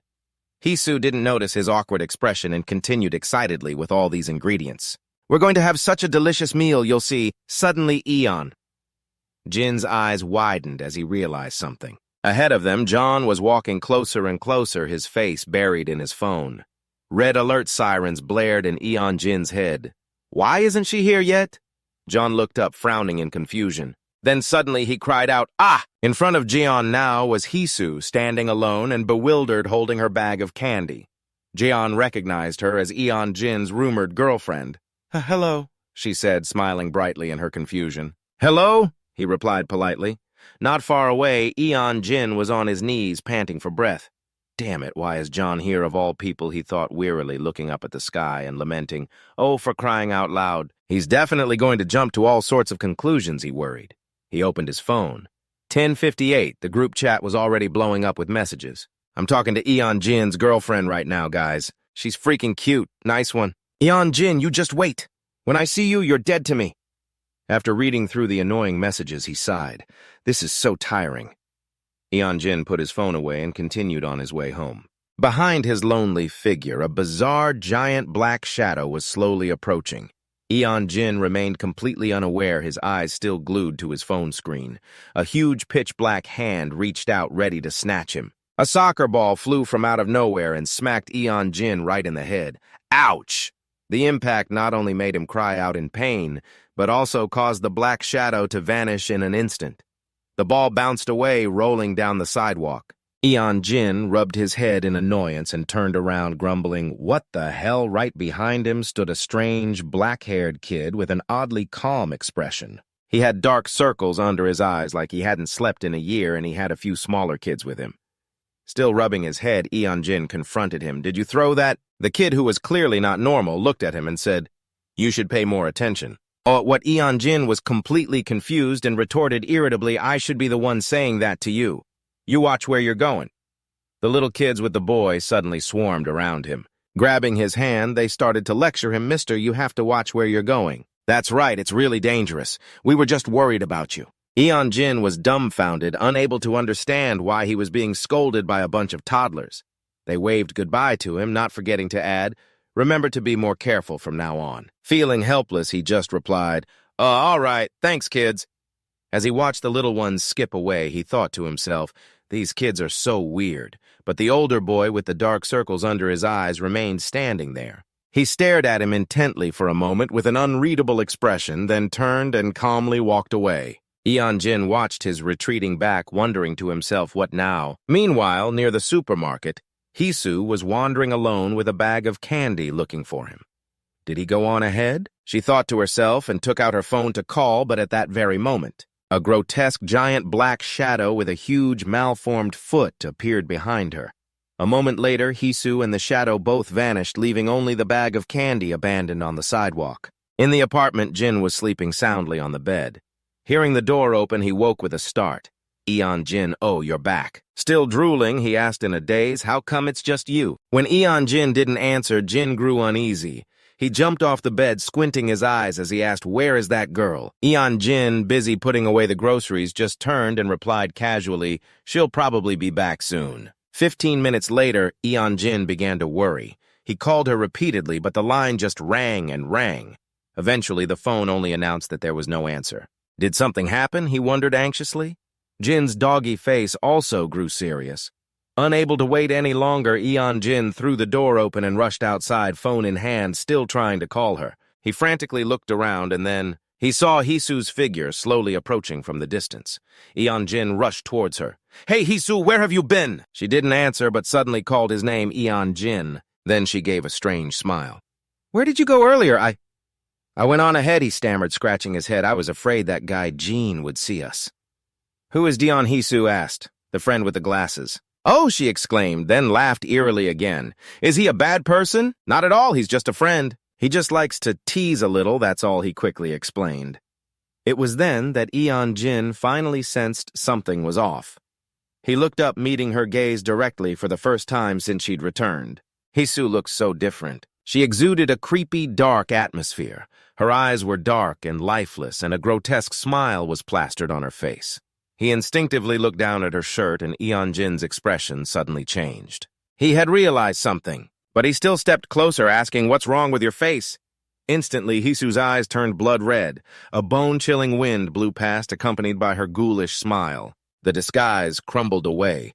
The lower half of the imposter's face and neck cracked into grotesque red shards, revealing its true form, an old man with a white beard and hair dressed in ragged medieval-style clothes. The old man brandished a tattered cloth, grinning from ear to ear with horrifyingly sharp, cold eyes, and proclaimed, I am the boogeyman. Eon Jin was still staring blankly, unable to react, when Jin let out a scream. But it was too late. Jin watched helplessly as his master vanished before his very eyes, leaving only a pile of unsettlingly scattered ashes. Silently, Jin stared at the cloud of ash, his expression grim. Damn it, did I let him slip away? The little dog moved forward, sniffing the air, trying to find any lingering trace. Suddenly, a mocking voice spoke from behind him. It suits you, doesn't it? It's you. Jin was instantly on guard. He furtively glanced back and saw a figure in black no taller than an elementary school student. So what if you're living as a dog, the figure jeered. It was the boy with the dark, ringed eyes who had once saved Eon Jin. Confident, aren't you? Jin said. The boy, whose eyes were terrifyingly gloomy, looked at Jin. It's been a while, hasn't it? He set his gaze sharp as he called out the dog's true name. Ding Mao Bing Shu. Jin was stunned. This person was clearly connected to the demon world and possessed extraordinary power. He stared at the boy's tiny body. He asked suspiciously, what's the deal with that body? The strange boy suddenly smirked, but his eyes were filled with indignation. I don't know if you're asking for real or just trying to mock me. Jin, completely clueless, just scratched his dog face. How did you break the seal? The boy radiated killing intent. I don't know, Jin replied calmly, shaking his head with a smirk. Maybe someone among you is disgruntled, or perhaps some demon god wanted to bother me. The little boy, slightly annoyed, didn't bother to answer and pulled out a paper fan from a strange box. The fan radiated sparks of electricity and a mystical blue aura. A small, swirling vortex shot quickly towards Jin. At the same time, a long red and blue cloak appeared on the boy. The attack created an extremely powerful gust of wind, nearly blowing away Jin's dog body. Those gusts of wind transformed into giant sharp spears and charged forward torrentially. Jin immediately transformed back into his human form, ready to defend himself. But before he could do anything, the barrage of wind spears stopped short, pointing straight at his neck. The fan in the boy's hand still radiated immense energy. The cloak billowed with ethereal flames, ready to burst forth at any moment. I can just as easily tear you to shreds and seal you away again. The surrounding kids were no pushovers, either, their bodies radiating white magical energy, dressed in ancient attire like divine acolytes. That motionless steel vortex. It instantly sprouted hundreds of razor-sharp thorns, all pointing directly at Jin's face. I alone am more than enough. Let me ask you something, Jin said calmly, without a hint of fear. He easily turned back into a dog, escaping the thorn matrix, and questioned, this body of mine, you're the ones who messed with it, right? Right. The boy was silent, then suddenly he gave a strange smile. He folded the paper fan and tapped it sharply against his palm. The rigid vortex behind him shattered and collapsed. The boy put the fan away behind him and the mystical cloak vanished. While taking the box lid from the kids, he replied, "Why don't you go ask that angel?" After saying that, he turned to leave, but still clarified, "This is the first time I've seen this happen, too." "Why did you seal me?" Jin suddenly asked, making the kids' eyes go wide as they turned back. "Was it because you were afraid of me?" His question made the boy stop in his tracks. He turned his head to look at Jin, frowning slightly, his lips quivering. But he ultimately remained silent. After a long moment, he finally spat out a curse. "You idiot!" The boy's figure disappeared in a puff of white smoke, not even waiting for his subordinates. "Idiot! What's so idiotic about that?" Jin grumbled in annoyance. "He just says that and takes off. A gentleman like me will let it slide this time." Only then did Jin remember something important. This is not the time for that." He stuck his nose to the ground again and continued sniffing, ignoring the naive calls of puppy puppy. Jin looked up and jumped in surprise. A child's face with sparkling eyes and a round, drooling mouth was right up in his, muttering something. "Puppy." A group of kids surrounded Jin, their eyes sparkling with excitement. "The person you're looking for is that guy in black with messy hair, right?" one of them asked. "Let us find him for you." Meanwhile, another kid gleefully fondled Jin's ears, exclaiming, "They feel just like a rabbit's." The children insisted they knew where he was. A steady creaking sound echoed from within a damp, musty, and filthy room. The ceiling was plastered with countless exorcism talismans. A rough hand was continuously sharpening a knife, its owner humming a gruesome melody.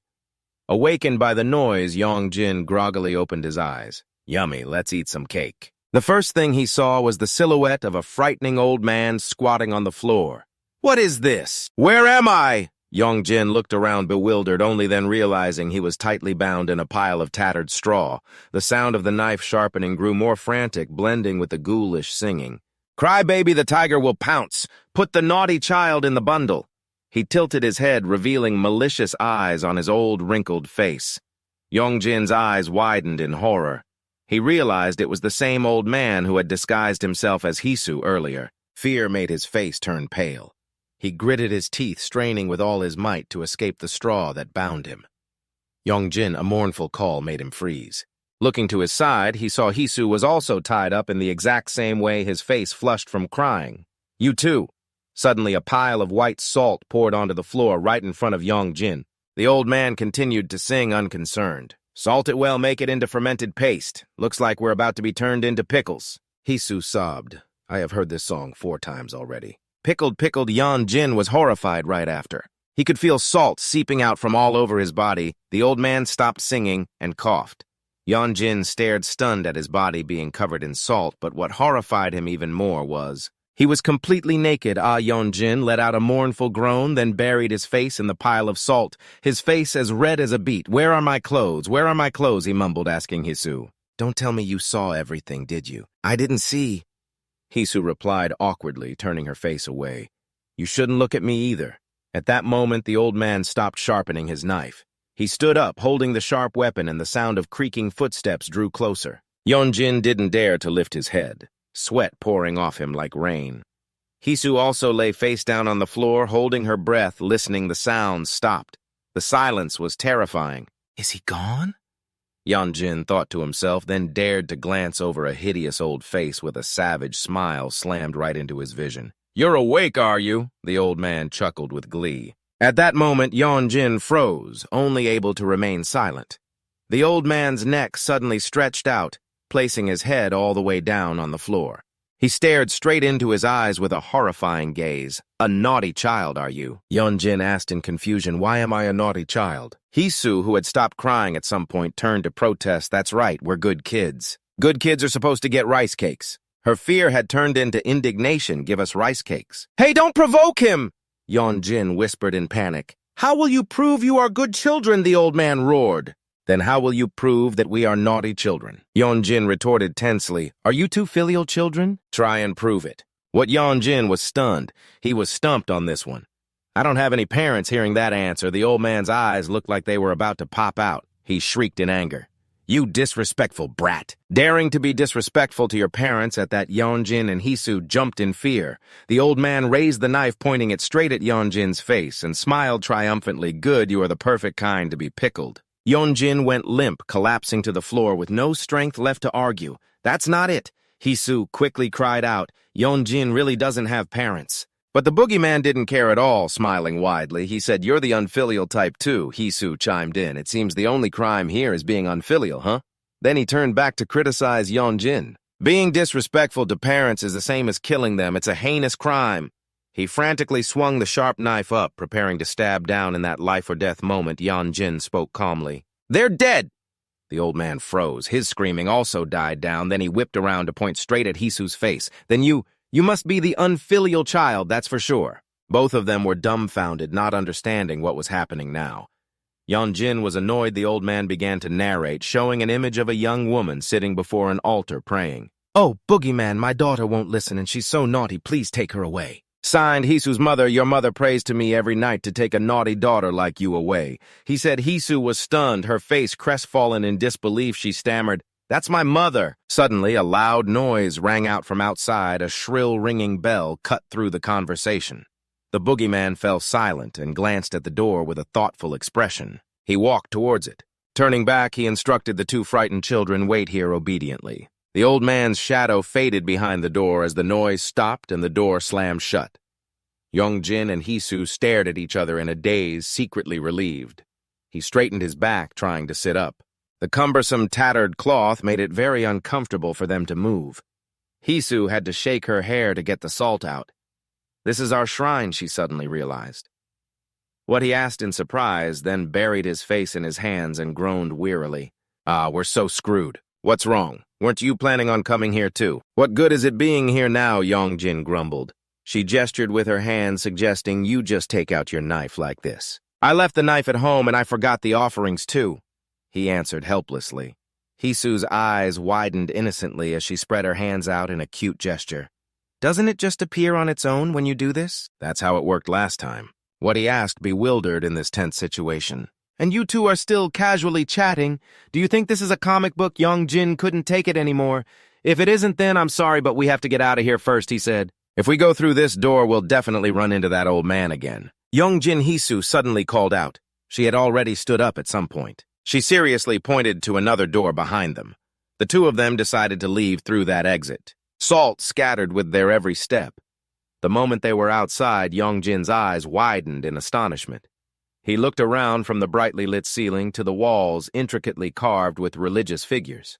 He stared in awe at the giant Buddha statue and the large blades planted around it, wondering to himself, "What the hell is this?" "Hey," Yeonjin Hisu called out. She had just found a wardrobe behind them. "How about we wear these for now? It would be mortifying to go out like this."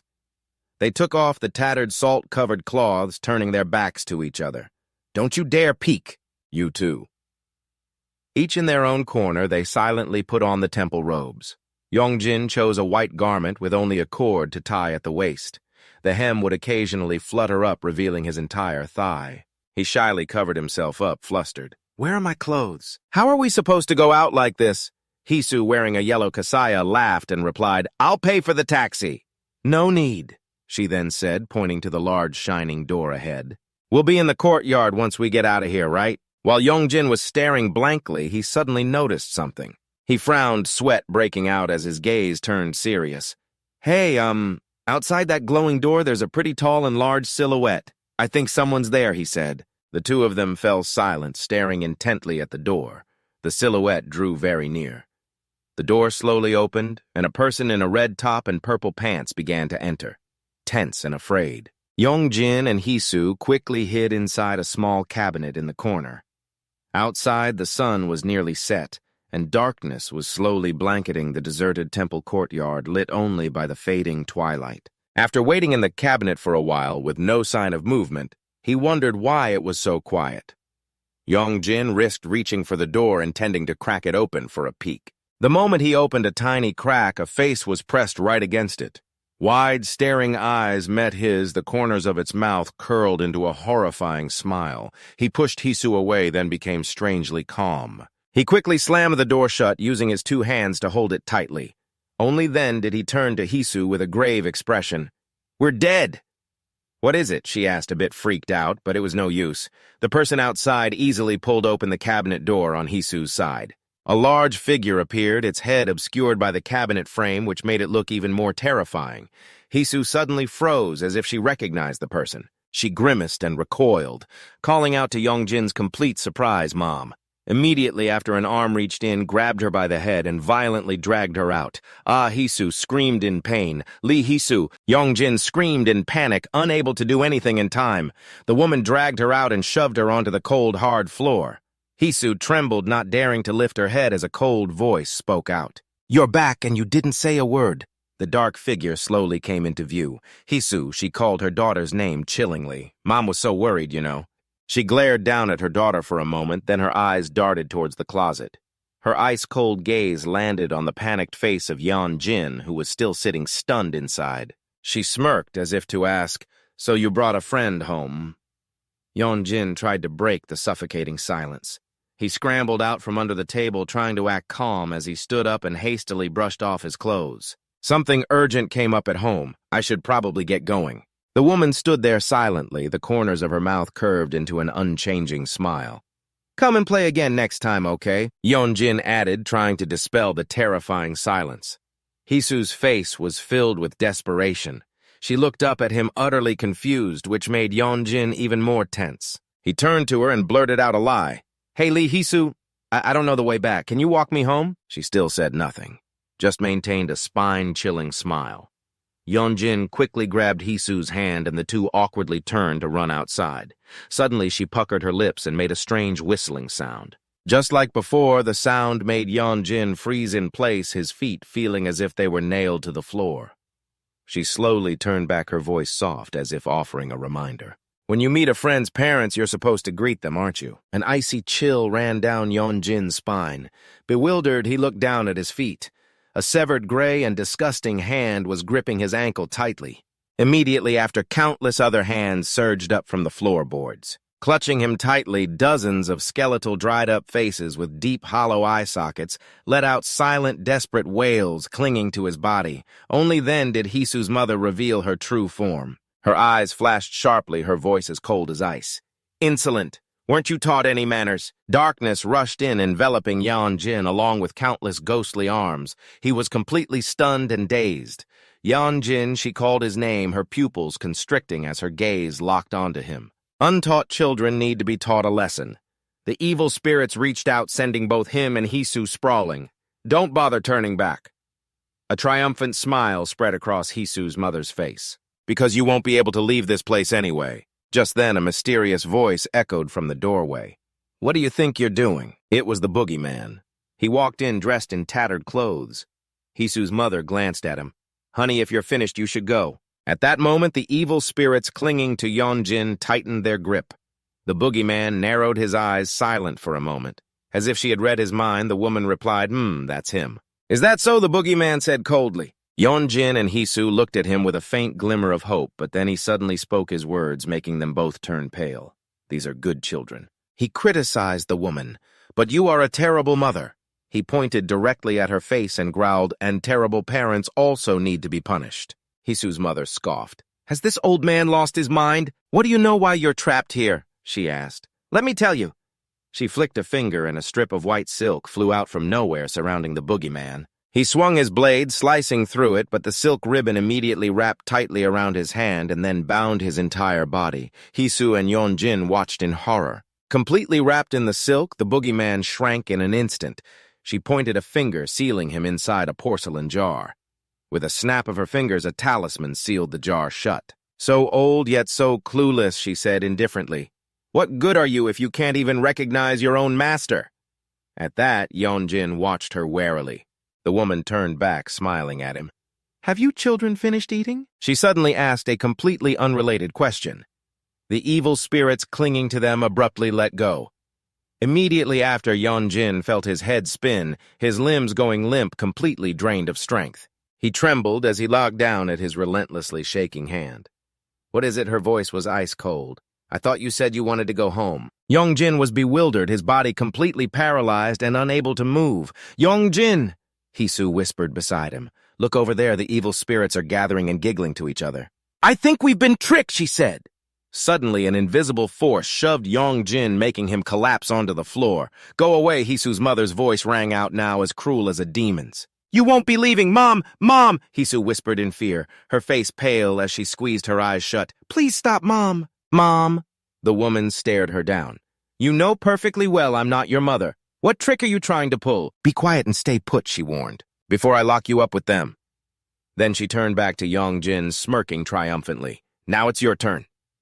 Just then, another voice echoed from outside. Shamaness, are you in there? Interrupted Hisu's mother, shot Yongjin an irritated glance, then turned and went outside, slamming the door. The scenery around them instantly changed. They were back in the first room. Yongjin, still dazed, muttered, We're back again. He let out a shaky breath. Your mom is terrifying. That's not my mom, Hisu whispered. I know, Yongjin replied, I was just saying. She must be really gentle normally. My mom is very gentle and kind. She's never even said a harsh word to anyone. She fell silent for a moment, lost in her thoughts. Memories of her gentle mother before the possession mixed with the cruel reality of her being possessed, making her heart ache. Yongjin, she called out forlornly. What is it? I'm sorry, Hisu said suddenly. You're in danger again because of me. You! Yongjin rolled his eyes, exasperated. Seriously, I must seem so selfish and annoying to you, right? She said, her feelings hurt as her eyes welled with tears. No, he replied, then added, but you're really starting to annoy me now. You really are. I'm sorry, she burst into sobs. Hisu's crying gave Yongjin a headache. Stop crying and stop apologizing, he sighed. I think we're really screwed. Hearing that, Hisu cried even harder. We really are screwed. She apologized and blamed herself. I'm sorry for asking for your help. You must be scared too, but... She choked, but if I do nothing, my mom... She sobbed.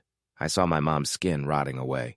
Back then, Hisu recalled that horrifying day. She had hidden in a corner, terrified, watching her mother's flesh slowly necrotize. The demon inside her body had said, This body won't last much longer. Why are you only telling me this now? Yongjin demanded. I didn't want to be a burden to you. You're already a burden, he chided. Hisu turned away, whimpering. That was before that evil spirit possessed my mom. What if it's already too late? Hey, Yongjin cut in. Don't say things like that, and stop apologizing. The air grew silent again. Maybe there are conditions for possessing someone. Yongjin spoke up. Conditions. If the body is rotting, it needs to find a new one to possess, he explained. But it didn't possess you even after it was forced out. Hearing that, Hisu's eyes widened in realization. So Yongjin continued his deduction. A normal person's body will die if possessed for too long. It needs another vessel. I think it did say that. So that's it. It was planning to possess you. Does your family have a spiritual lineage too? Hisu suddenly asked a seemingly unrelated question.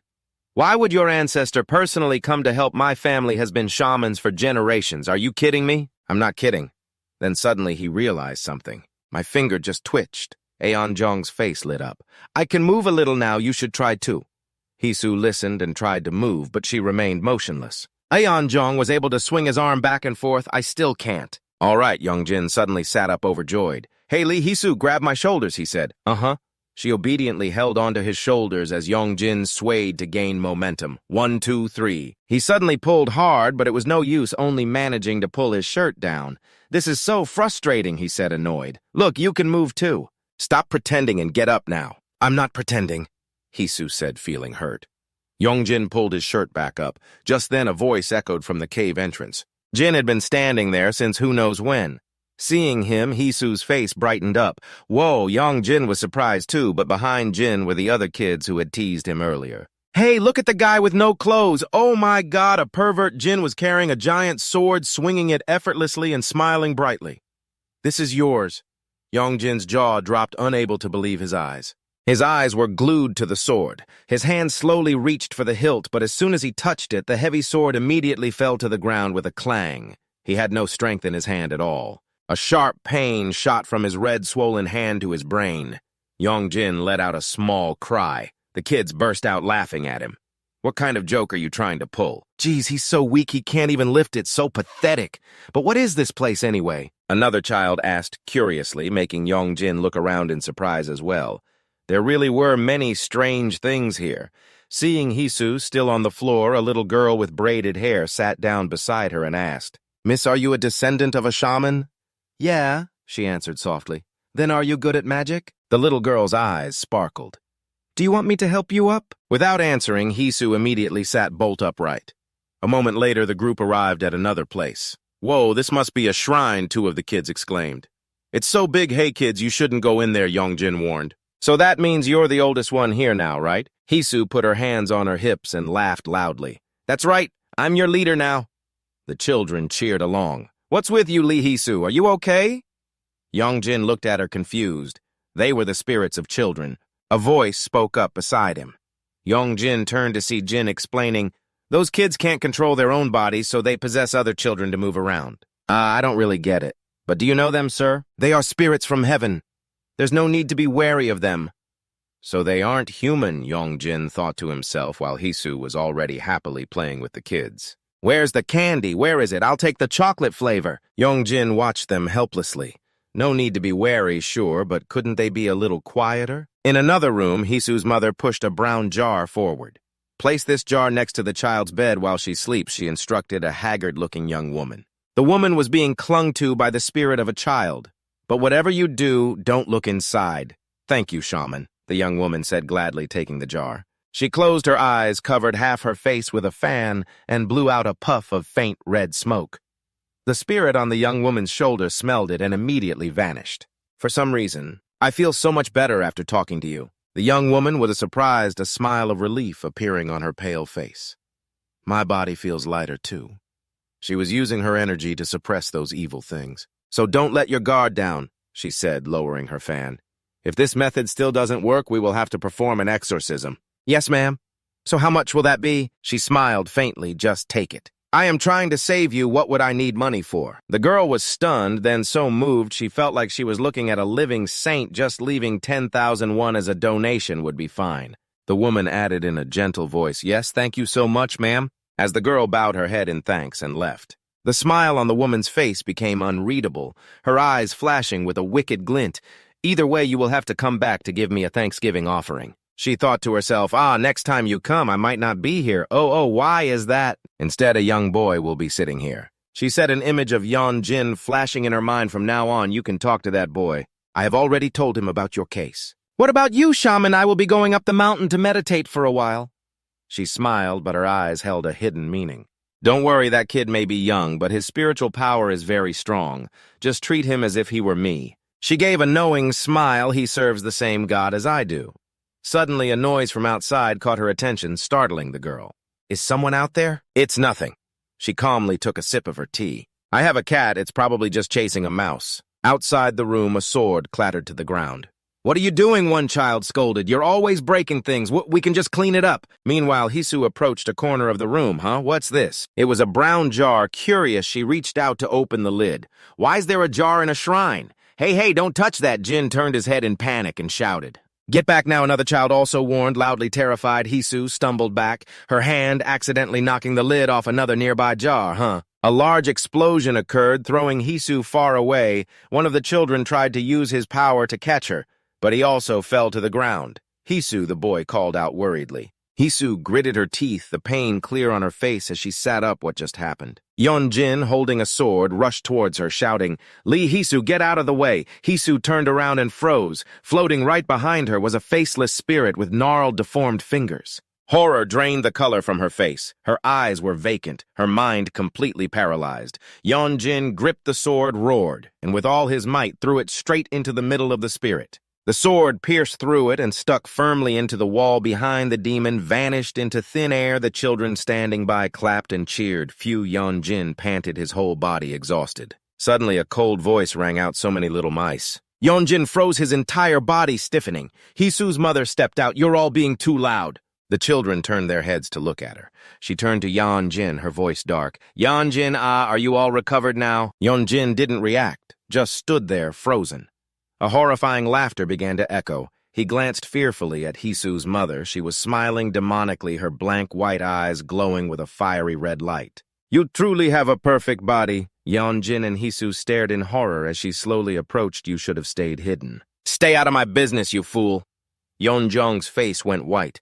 Yeon gritted his teeth, unable to speak a word. She took a long drag from her pipe and blew out a plume of red smoke. Just then, the child spirits all inhaled the smoke. They stood up together, moving soullessly as if under control. "Are you planning to use those evil spirits? To play your wicked games again?" A clear voice rang out, catching her attention.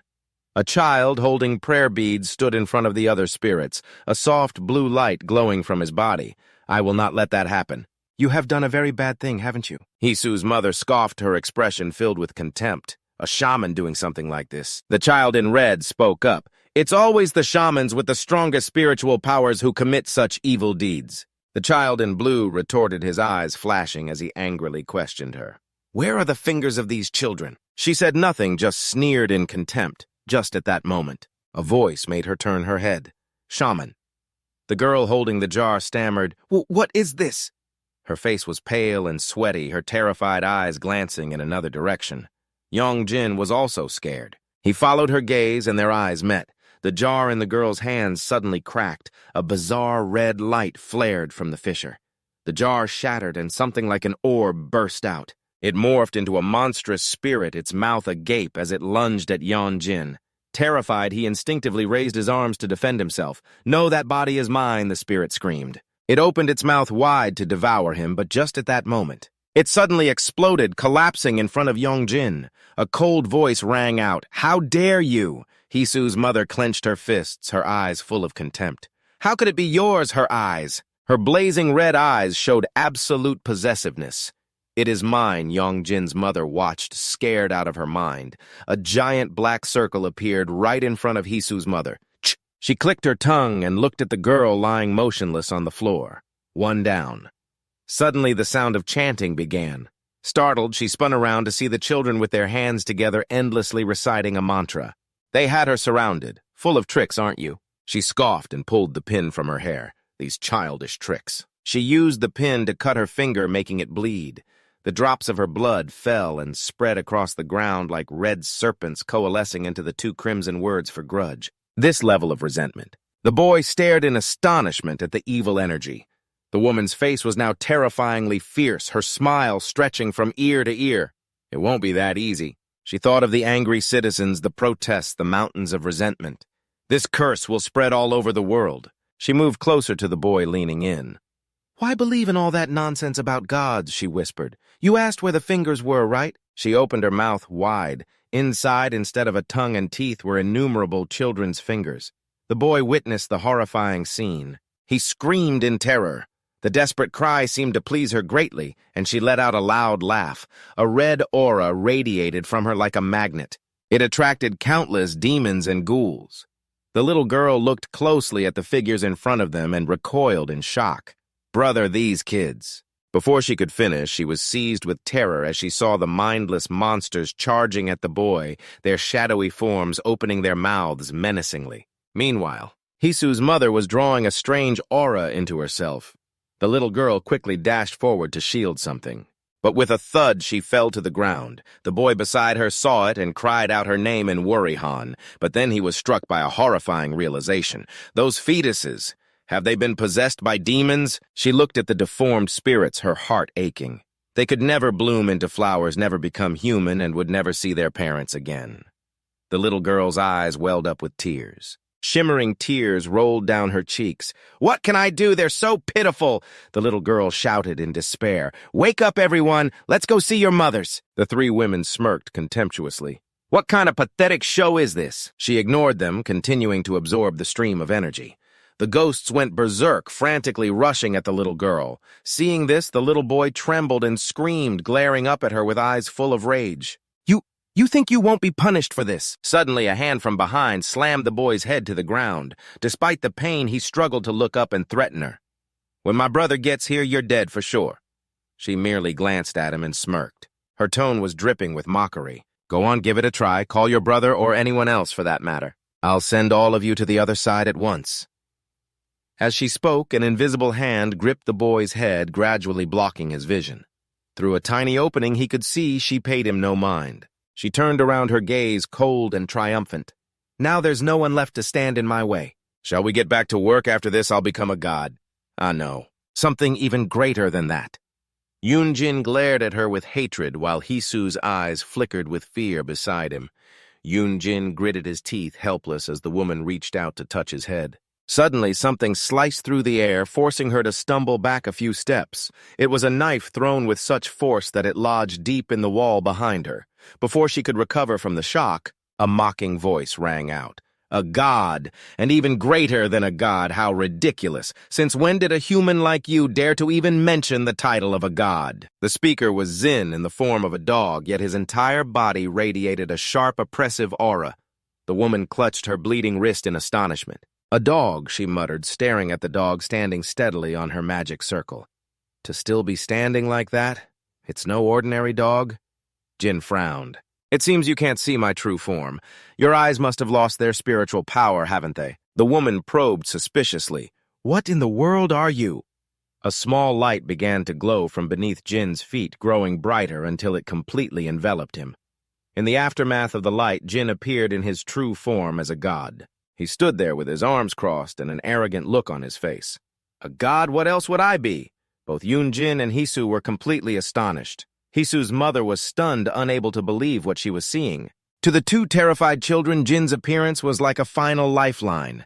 Hisu's mother gritted her teeth, her eyes wide in disbelief. A god. But Jin's face remained impassive. Can you see my true form now? After a moment of shock, she suddenly smirked, seemingly confident of her victory. She then let out a grotesque laugh. Well, you're quite a handsome gentleman. Jin just gave a light, contemptuous smile. The two faced each other, neither willing to yield. The woman continued, You'd better stay in that form, if you don't want to die in the body of a dog. She narrowed her eyes, studying Jin's clothes. He looks like some kind of martial god.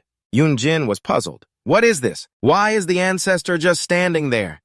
Jin calmly watched her babble, but his gaze suddenly flickered over to Yoon-jin. From Jin's point of view, the boy was sitting listlessly on the ground, devoid of any strength. He was surrounded by streams of red energy. Hisu's mother noticed Jin's distraction and asked, Where are you looking? It's nothing, Jin replied. It's just that you're in a human body, so I was hesitating a little. Yoon-jin seemed to realize that Jin was planning something. He thought to himself, Is the ancestor planning to do something involving me? In this state, pushing her doubts aside, she began to chant a spell, a smirk forming on her face. Is that all you've got? If you claim to be a god, then let's see if you can block an attack from a shaman. With those words, she launched an attack of terrifying power toward Jin, grandfather Yeon. Jin screamed in fear. She sent Jin flying with just one move. The woman clicked her tongue. And you dare to call yourself a god? Just as I thought all bark and no bite, she thought triumphantly, her eyes glinting with a deadly red light. If you were truly a god, then expelling me from this body would be a simple matter. Jin remained silent and motionless, enduring the humiliation. Has this so-called god been tamed into a stray dog? She sneered. Yeon-jin was utterly bewildered, his mouth agape and speechless. To think he dared to pretend to be a god? Suddenly her gaze shifted to Yeon-jin. It made his face turn pale. Yeon-jin, is this all your little group has to offer? Her eyes lit up, her smile growing with excitement. Well then, be a good boy and hand that body over to me now. He hung his head in fear. I will be merciful and spare your friends. The more of a scene you make, the worse it will be for you. Hisu's mother's large hand reached for Yeon-jin.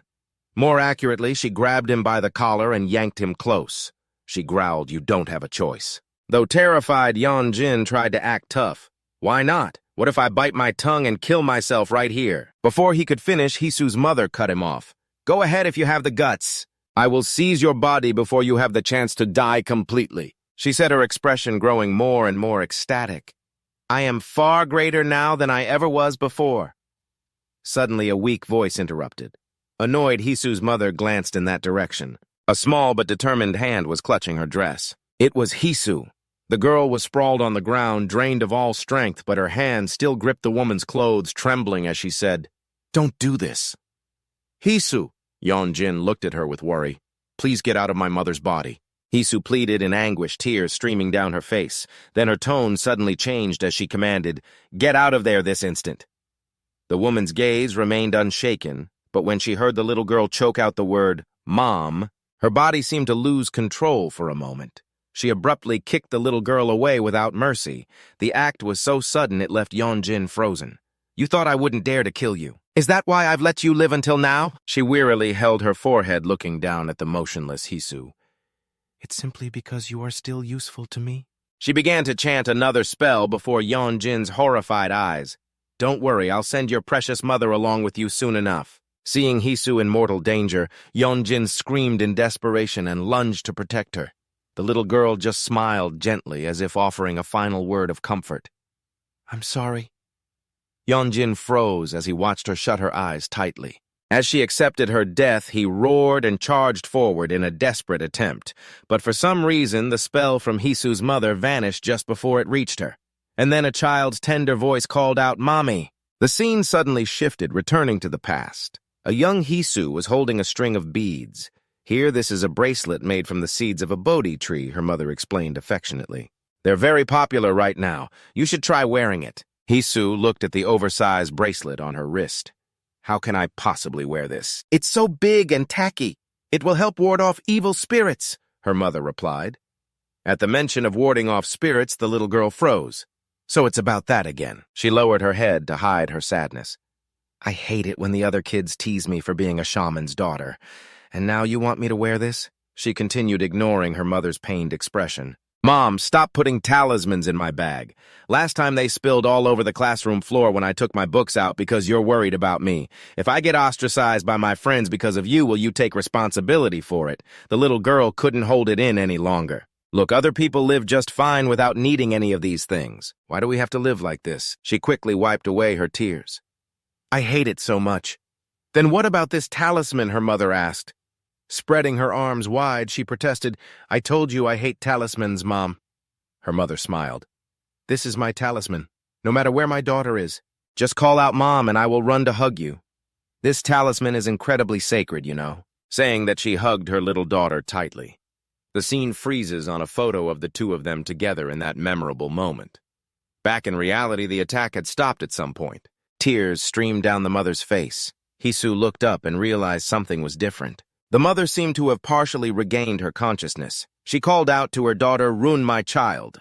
Both Yeonjin and Hisu were stunned. Mom Hisu called out joyfully, but her mother suddenly changed direction. Realizing something was wrong, the girl shouted, "Mom!" She ignored her, pulling a large knife from the wall. She held the knife tightly in her hand. "Mom, what are you doing?" Hisu asked in despair. The mother didn't answer, only raising the knife high with its sharp point aimed directly at herself. "No, Mom, what are you doing?" Realizing her intention. Hisu could only plead helplessly, "Don't do it." She didn't listen, only calling her name affectionately, "Hisu, my daughter." Hearing her call, Hisu froze completely. "Mom!" she uttered, witnessing the horrific scene. Jin and Yeonjin were both stunned. The light seemed to fade completely from Hisu's eyes. She rushed forward to catch her mother's collapsing body, screaming in despair. "Mom, Mom, Mom," but there was not one response. "Why, Mom, look at me." An image of Hisu with her bright smile from before flashed through Yeonjin's mind. "It's okay. I know you'll help me." "I'm begging you, Mom. Oh, Mom!" Hisu hugged her mother tightly, wailing tragically. Yeonjin once again sank into dark memories, guilt-ridden words echoing in his ears. "It's all your fault. Give me your body." He covered his face as images of countless people crying and criticizing him appeared. "You should never have existed. You killed your own parents, you demon." From the wound on Hisu's mother, an evil spirit crawled out. It furiously demanded, "You bitch, how dare you do this?" Seeing it appear, Hisu's eyes glared with rage. "You bastards!" The evil spirit chanted and cursed, then raised its blade. "Die, all of you!" Hisu quickly hugged her mother tightly to protect her. But suddenly, the weapon in the evil spirit's hand vanished, flew high into the air, and plunged firmly into the ground. What it asked, turning around in confusion. The one holding its weapon was a young boy. But the aura emanating from him was anything but ordinary. His eyes were filled with killing intent. It was Yeonjin. The sound of the blade scraping against the floor echoed with a screech. "What the hell is this?" The evil spirit sneered its smile, stretching from ear to ear. "So you're not afraid to die anymore, huh? You've got a lot of nerve, haven't you?" As soon as it finished speaking, Yeonjin vanished from right in front of it. While the evil spirit was looking around bewildered, he appeared right behind it as a slash rushed forward. It barely managed to dodge, but the string of prayer beads on its body was sliced through. "Damn it!" The evil spirit stepped back, looking at the beads scattered on the floor. "What is happening? How is my magic broken? They're just a bunch of pathetic humans." It opened its mouth and blew out a puff of hazy white smoke. Nearby corpses opened their mouths to absorb the smoke, then turned into vines that wrapped tightly around the children. The evil spirit's broken arm was also mended by those corpses. Forming a new arm, it grabbed a spear, this bastard. Yongjin rushed forward, swinging his blade down. The evil spirit quickly used its spear to block the blow. The two were locked in a struggle. Suddenly, Yongjin used his strength to throw it off, and a clean slash cut the spear in two. The evil spirit gaped in astonishment, but Yongjin gave it no time to recover. He leaped up and landed, plunging the blade straight into its arm. It screamed in pain. He quickly pulled his hand back, flipping in midair to create some distance before landing on a high platform. "Who are you? Weren't you just coughing up blood from my magic?" It roared in frustration. "No matter what, you're still just a lowly human." At that, Yongjin suddenly burst out laughing. Gripping his blade, he charged straight at the evil spirit. The spirit was taken aback, but then its eyes suddenly noticed a jar. It was sealed nearby. Without hesitation, it threw the jar straight at Yongjin. "Here, catch this." A look of glee spread across its face, and on reflex, Yongjin swung his blade, shattering the jar. Instantly, a swarm of pitch-black insects poured out, enveloping him. "You fool," the evil spirit grinned from ear to ear. Then it launched a kick, sending him flying. To stop himself, Yongjin plunged his blade into the ground, anchoring his body. He looked up, his eyes filled with hatred for the monster before him. The evil spirit laughed, its voice full of mockery. "That's no ordinary demonic creature. It was created from goo poison. You're not strong enough to take it down, kiddo." The giant monster with a centipede's body and a demon's face looked absolutely hideous. Yongjin stood firm facing it. Outwardly, he seemed calm, but he knew his injuries were worse than expected. "I'll have to revert to a human form," the evil spirit thought, eyeing the woman lying motionless on the floor. "I'll just borrow this body for a bit." It grabbed the girl by the neck.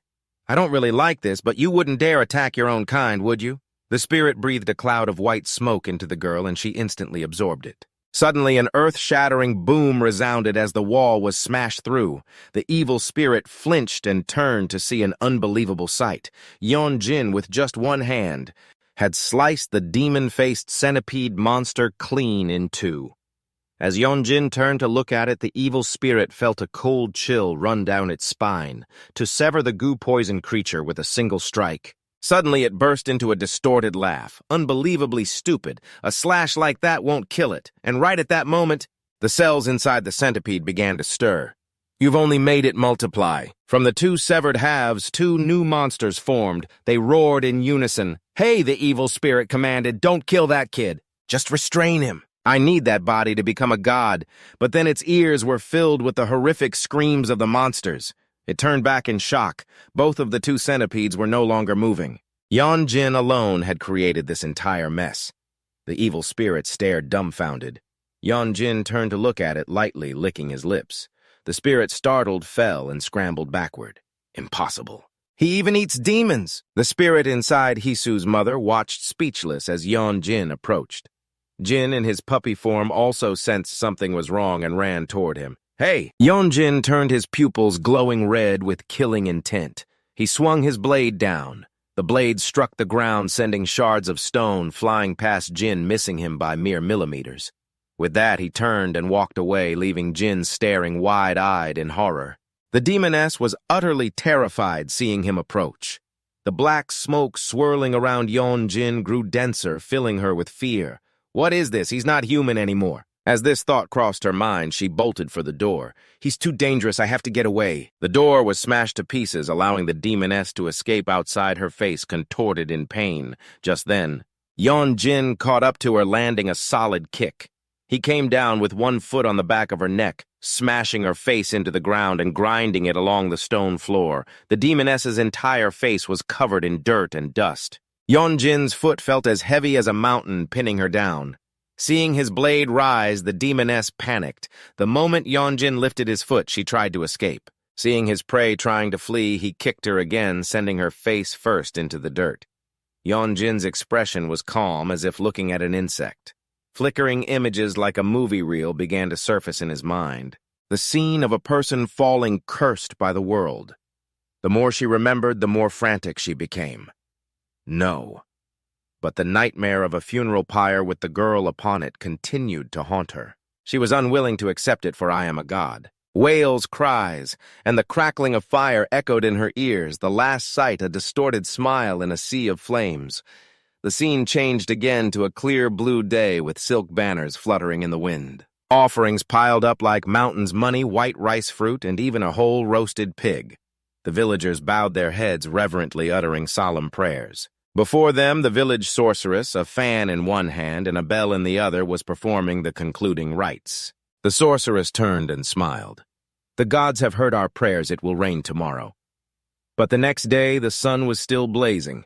The sorceress's hands trembled, her pupils shrinking. Why? She silently asked herself 1,000 times why it wasn't raining.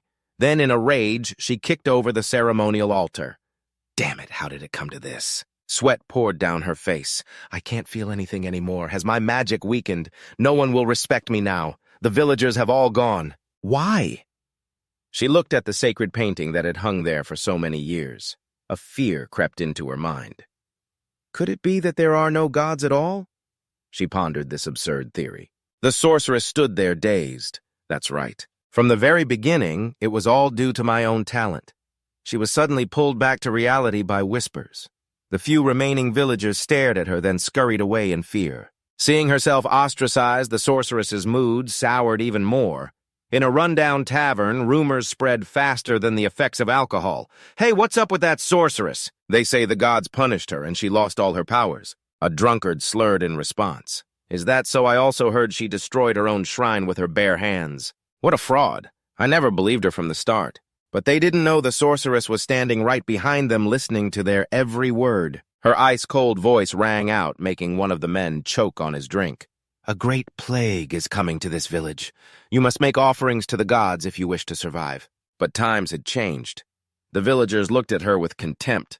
Offerings, offerings. What are you talking about? We're out of rice. What can we offer? Are you telling us to go steal? Or rob, another person added. Come on now, a smirking man cut in. She's praying for the whole village after all. Pray for what? She has no magic left. She's just trying to fool us. Everyone drove her away contemptuously. Why should we believe a woman like you? What plague? You're just lying. Get out of our sight, you crazy hag. She growled, You dare. The jeering crowd was suddenly silenced. Her eyes looked as if she wanted to eat them alive. You dare look down on a sorceress like me. Aren't you afraid of being punished by the gods? With that, she let out a maniacal laugh. The crowd, as if provoked, watched as a scruffy bearded man pointed right in her face. You hag, you say you were chosen by the gods. Then why have none of your recent spells worked? It's all lies. We're about to die from this plague and you're still spouting nonsense. The sorceress said nothing, only fixing him with a stare as if locking onto her prey. A few days later, oh my God, Mr. Kim has passed away, some neighboring women whispered. As soon as the sorceress left, trouble befell our village. Mr. Kim cursed her and disbelieved the gods, and now his entire family has gotten sick and died. His wife and children are also bedridden with sickness, hiding behind a nearby wall. The sorceress listened, a satisfied smile spreading across her lips. She knew it wouldn't be long before they begged her to return. The gods are truly not to be underestimated. This all happened because Mr. Kim kept saying the sorceress had lost her powers. I hear the Park family is also holding an exorcism ritual. After all the evil they've done and their struggles to have children, now they have to beg the gods. In a cheerful mood, the female shaman gently blew a wisp of black smoke from the fresh corpses. Countless invisible, hungry ghosts crawled out obediently, slithering onto her as she departed, leaving behind a crowd of people being consumed by fear who could now only rely on her. Hey, Dongi's mother, watch your little girl carefully. It's chaotic these days, don't let her go out at night. After that, wealth and fame returned to the shaman. In the midst of the requiem ceremonies, the woman wore a satisfied smile. Some time passed. In the dead of night, a desperate cry rang out, Dongi, my child! The mother sobbed, her tears streaming down as the villagers heard what happened. They were terrified. What's wrong? The little girl is missing. I told you not to let her go out at night. A ghost must have taken her. Don't say such terrible things. She probably just got lost somewhere. Everyone, please hurry and help find her. Under the full moon, in a dark and gloomy corner, a skinny little girl lay curled up on the cold ground. She shivered, clutching her stomach, her body nothing but skin and bones. The female shaman smiled and called out, Come now, my girl! She sat down, holding out a fragrant cake, her voice full of wicked charm. Are you hungry? The little girl's eyes lit up with longing. Sui was too weak to even speak. The little girl could only whimper, trying to reach her bony hand toward the cake. "Eat up my child," the female shaman said cheerfully. But then from her sleeve she pulled out a large axe. The gleaming blade swung up and came chopping straight down. The target was the outstretched hand. Her work done, the female shaman covered a nearby jar and left. She didn't know that from a distance, another little girl with a freckled face had witnessed everything, standing behind a door, pale with horror. The female shaman returned to her room, looking around. "Dong! Where could she have gone?" she muttered. "Going out at night without a word, a ghost might just snatch you up." In a corner of the house, inside a large jar, Dongi held her breath in fear. The next morning, the female shaman held another ceremony. Dongi's mother stood in the crowd, her eyes swollen and red from crying. As she silently prayed for her daughter, she was suddenly startled. Dongi was climbing out of the jar, frantically running towards her. Seeing her child, the mother burst into tears of joy. The child hugged her trembling and pointed at the one responsible for everything. The crowd was stunned, unable to believe their eyes. Exposed, the female shaman's face darkened.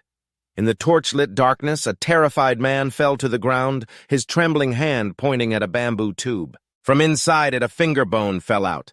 The parents who had lost their child screamed in agony. The female shaman was quickly bound as the air filled with curses. "Give me back my child, you vicious demon!" she sneered. "Regretting it now, are you?" "What?" The female shaman laid it all bare. "You're the ones who wanted this. When you wanted to use me, you said nothing, but the moment your own interests are threatened, you all start screaming. Your children are dead because of your own bottomless greed." Her words made the villagers turn pale. "You fools will pay the price," she hissed through her teeth. The villagers could take it no more, hurling spit and a torrent of curses at her. "You mad woman, aren't you afraid of divine punishment?" The female shaman's smile twisted. "The gods. Why on earth would I be afraid of them? If the gods truly existed, I wouldn't have survived. Until this very day." From the crowd, a woman snatched a torch and charged forward in a frenzy, throwing it right at the shaman. "Die!" The grieving mother's curse echoed as the flames caught the straw and wood, slowly spreading to her body. But the hag remained divinely calm. "Even if a god were to manifest, it could do nothing to me." The villagers stared dumbfounded as she was burned alive, the sorceress's mouth stretching into a grin from ear to ear. "Now that I am here, all of you will die." Her voice mingled with the flames. "I am a god, the god of hatred, the god of greed. All of you are nourishing my power." Her body turned to ash, but her ghastly voice still echoed. "I will become the incarnation of a god." Just then, on the ground, two red streaks of light slowly connected, forming a magic circle that trapped Yeonjin and the demoness. The moment it appeared, countless jars trembled and then exploded in unison, releasing innumerable red streams of energy that looked like snakes and centipedes. They rushed forward to coil around the demoness, devouring the resentful energy, and from the dying embers the demon was reborn. "Now it's time to punish you all." The demoness's two eyes lit up like headlights as she charged at Yeonjin. Countless snakes and centipedes lashed at him relentlessly, but Yeonjin still dodged with ease. "I will kill you all." The demoness shrieked, the flames around her body flaring violently. She once again unleashed her attack, the power of resentment. The kids and Hisu were terrified. "Brother, be careful." Oh, one of the children looked at the cleaver, straining to block the demoness's attack, and thought to himself, right now he looks even scarier than that demon. On Yeonjin's face was a truly villainous smile. He lifted the cleaver high. The demoness was astonished. The blade, like the wind, swept lightly past her, severing all the snakes and centipedes around her body. Cut into many pieces, the demoness groaned and fell. From her severed arm, new snakes began to sprout. She seized the opportunity to shoot out innumerable red threads. Die. Yeonjin leaped high into the air, slicing down several threads. The demoness watched in horror. From mid-air, Yeonjin swung his cleaver again. The black smoke around him gathered gradually, forming a layer of dragon scales. Half of his eye suddenly turned white. Enveloping him was a giant black dragon. Great-great-grandfather Jin in his dog form was also dumbfounded. Yeonjin raised the cleaver and the dragon's body moved. At the same time, the demoness once again released countless snakes and centipedes. "What is that kid planning to do?" Jin panicked upon seeing the dragon and centipedes about to tear each other apart. In the distance, a folding fan opened. The bodies of the demoness and Yeonjin were simultaneously frozen, as if their pressure points had been struck. Wind shatter. A clear voice rang out as a tornado tore through the air, separating the two entities. The tornado shattered the demoness, leaving only a few muffled cries. Then it sent Yeonjin flying as well. The fan folded, and the wind dissipated. Yeonjin looked up full of questions. The owner of the fan spoke. Arctic cold. A frosty, cold aura rushed out from the fan, coiling around Yeonjin and encasing him like a cage. The person lifted the fan and formed a hand seal. Yeonjin's hand holding the cleaver immediately let go. His consciousness finally returned. The one who had just acted was the zodiac god, the celestial one with world-weary eyes who had been silent from the very beginning. The kids ran over excitedly. Brother, the demoness who had been blown away, still tried to drag herself towards the children. Seeing how legendarily tenacious she was, they were terrified. What is that? It's so creepy. The celestial one just glanced over indifferently. What are you? The demoness whispered, her twig-like arm trying to reach for him. That power. How can you use the authority of the mountain god? The boy's eyes looked at her as if she were an imbecile. He uttered a few words with extreme arrogance. Because I am a god. What the celestial one slowly continued. The zodiac god. His entire being exuded an arrogance befitting a celestial lord. A god! The demoness was stunned. A god! Her worn-down fangs trembled, drool dripping incessantly. Is it really a god? The clear eyes of the children watched tensely. Tears began to stream from the demoness's empty eye sockets. She dragged her twisted feet step by step, and her hand clutched tightly onto the god's robe. Why? Her voice was filled with resentment. Why didn't you listen to my prayers? Why did you never come? She remembered the most desperate moment of her life. Why? When I needed you most. Where were you? If you had appeared sooner, I wouldn't have ended up like this. Why did you let me die? What kind of god abandons their own believer? The god only felt as if he were listening to a joke. He lightly flicked her filthy hand away and dusted off his robe. Prayers, look at the state of you. The state. You undoubtedly only prayed for your own filthy, selfish gains. No god would listen to prayers like that. As soon as he finished speaking, countless small demons suddenly emerged from the demoness's sleeves. They drained the last of her life force. You were blinded by immediate gain, forgot your duties as a sorceress, and committed the 10 evils. The celestial one coldly listed her crimes. No, the demoness screamed. What's unfair about it, he sneered. Can't you see the souls who died unjustly at your hands? They started it first, she still tried to justify herself. Tien Thuong was silent, his aura as cold as ice. Even if you were torn apart and burned alive 1,000 times, it could not compare to the injustice they suffered. I sentence you to hell! The fan in his hand opened, a sickle-shaped seal appeared on his forehead, and a black whirlwind-like aura swallowed the demoness. No, it cannot be, it trembled. Save me, I cannot die like this, it begged. Tien Thuong's eyes just watched it coldly like a cat toying with a mouse. Please save me. It is over. The black whirlwind rushed in and tore the demoness to shreds until she vanished completely. The kids looked at their brother with admiration. How was the human? Tien Thuong turned and asked. The human, a child panicked. She has been stabbed. The evening shadows dyed the sky red. Tien Thuong walked over to Hisu and her mother. Seeing the stranger, Hisu hugged her mother tightly in fear. Still breathing, he mumbled. He opened his fan, the symbol on it changing. A flower bloomed above Hisu's head as he waved the fan, and countless petals enveloped her mother. They healed the wound on her arm and then stitched up the deep stab wound in her stomach. Life gradually returned to her face. Hisu stared in awe at the beautiful sight. Tien Thuong closed his fan and the flowers vanished, leaving a trail of light surrounding the mother. Mom Hisu gently shook her. She is just sleeping, do not worry, Tien Thuong reassured her. Hisu looked at her mother, trembling. A gentle smile, just like before, had bloomed on her lips. Tears streamed down her face again. How is this possible?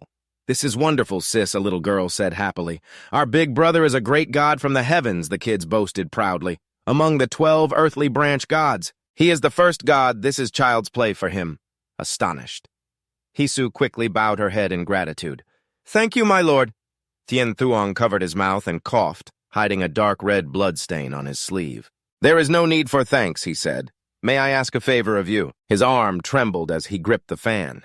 He had used too much power today. He had to lightly wave his fan to sweep away the small demons surrounding 2 other people as the glass that imprisoned them shattered when the other spellcaster awoke. Please collect the fingers of these children, and perform a rite to help their souls pass on. With that, Tien Thuong departed. Outside in the twilight hues, the atmosphere was eerily quiet.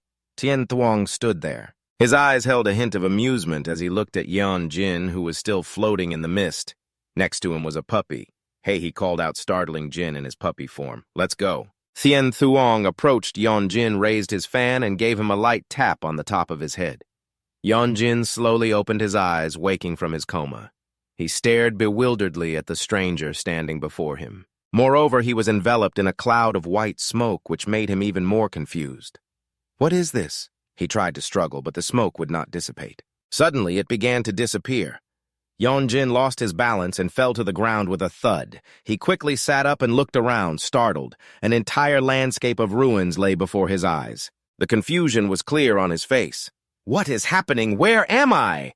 Then he seemed to remember something. The image of Hisu's mother collapsing and Hisu's sobs rushed back to him. He immediately scanned the area for Lee Hisu.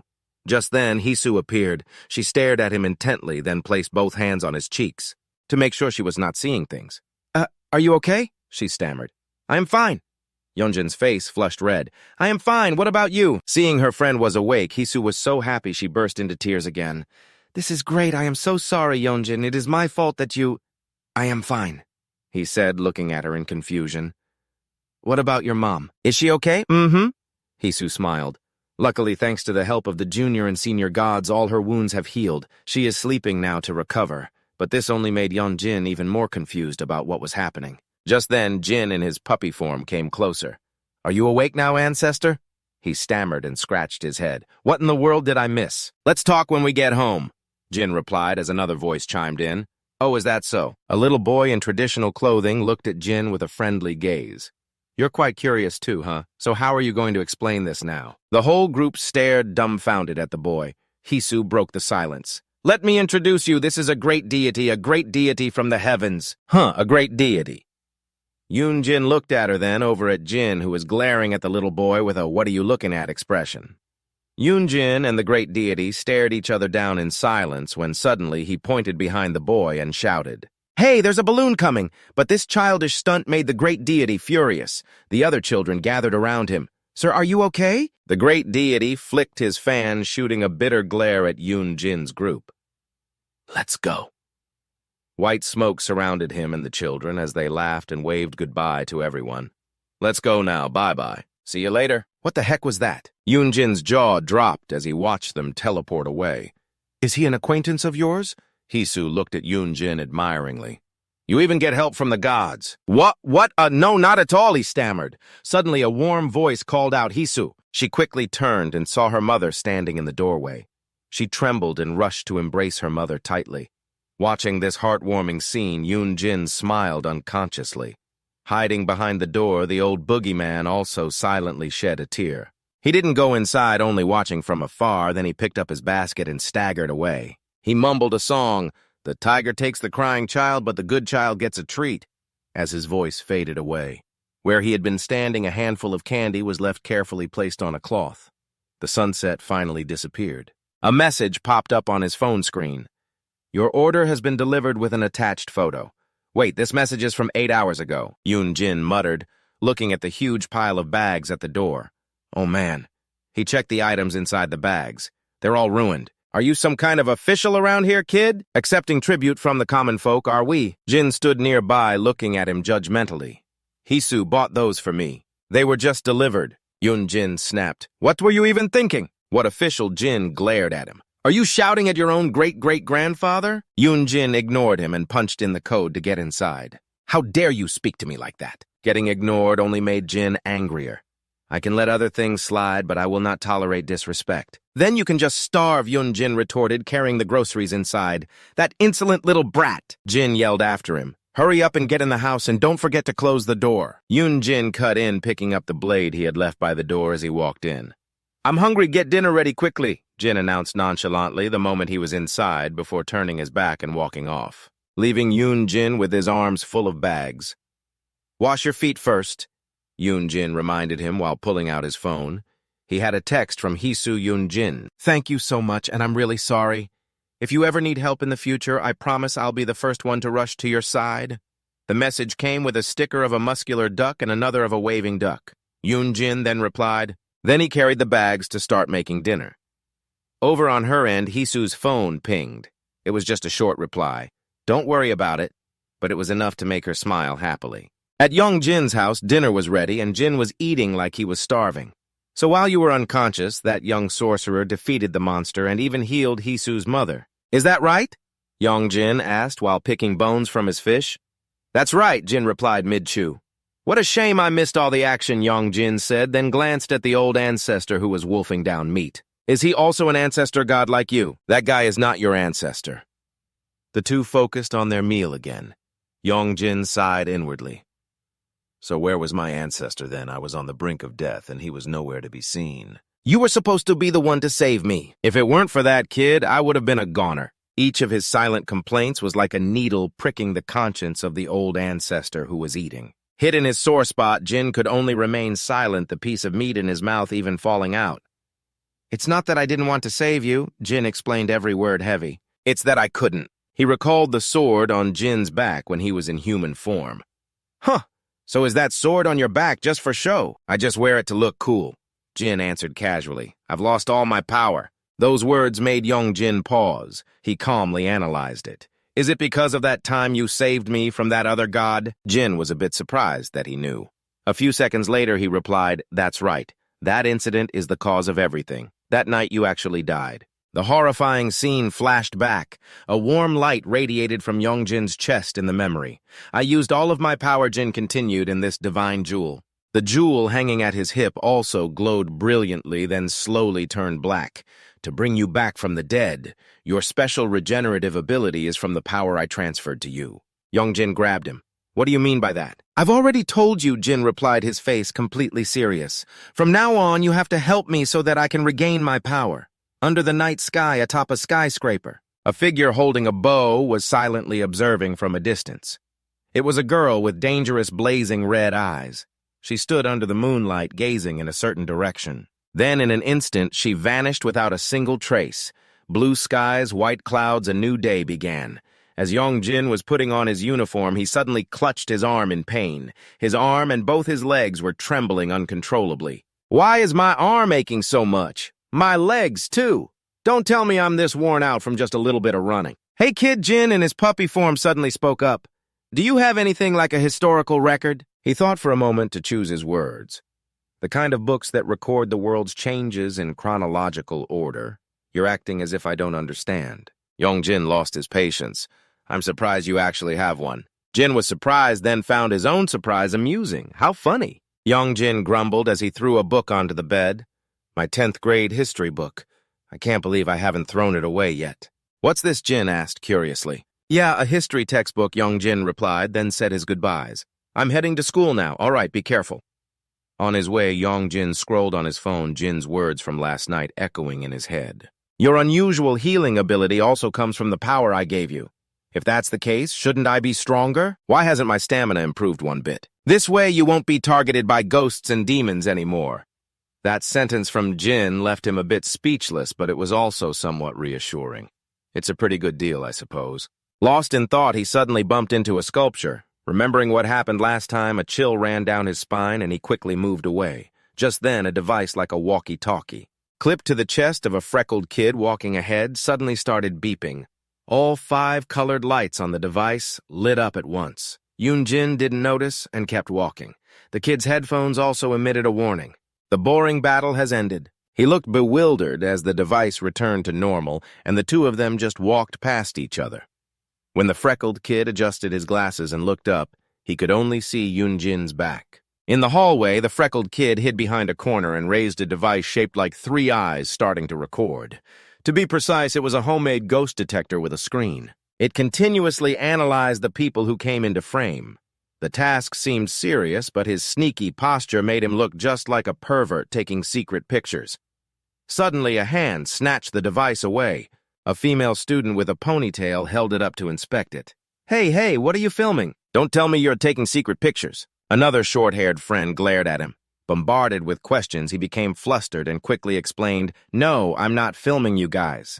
"Then who are you filming? This is a ghost detector, an app that senses spirits." "What nonsense are you talking about?" The girl with the ponytail snapped. "You were pointing the camera at us, too. Where's the photo album?" "I wasn't recording, I was just looking." Just then, a voice called out as a handsome friend put his arm around the freckled kid.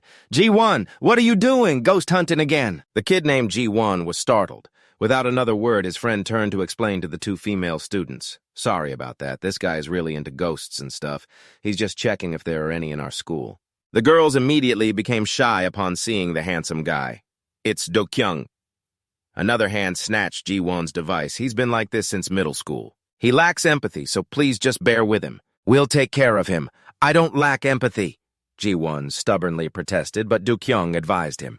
"Ji-won, why do you let people misunderstand you like this? Just stop filming. You have a bunch of other toys anyway." His friend Jia held up the phone to show the other two girls. Hey, look at his album. It's full of selfies." "Oh my God, don't look." With his arms held back, Ji-won screamed helplessly.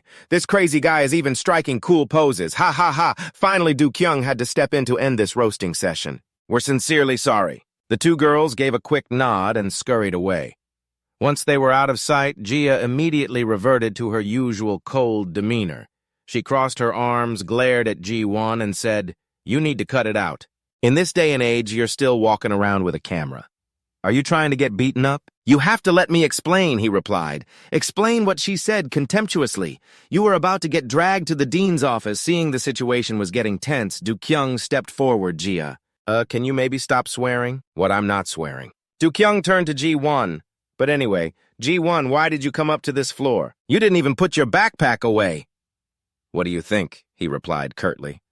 Do-kyung's face turned pale. "Don't tell me something happened again."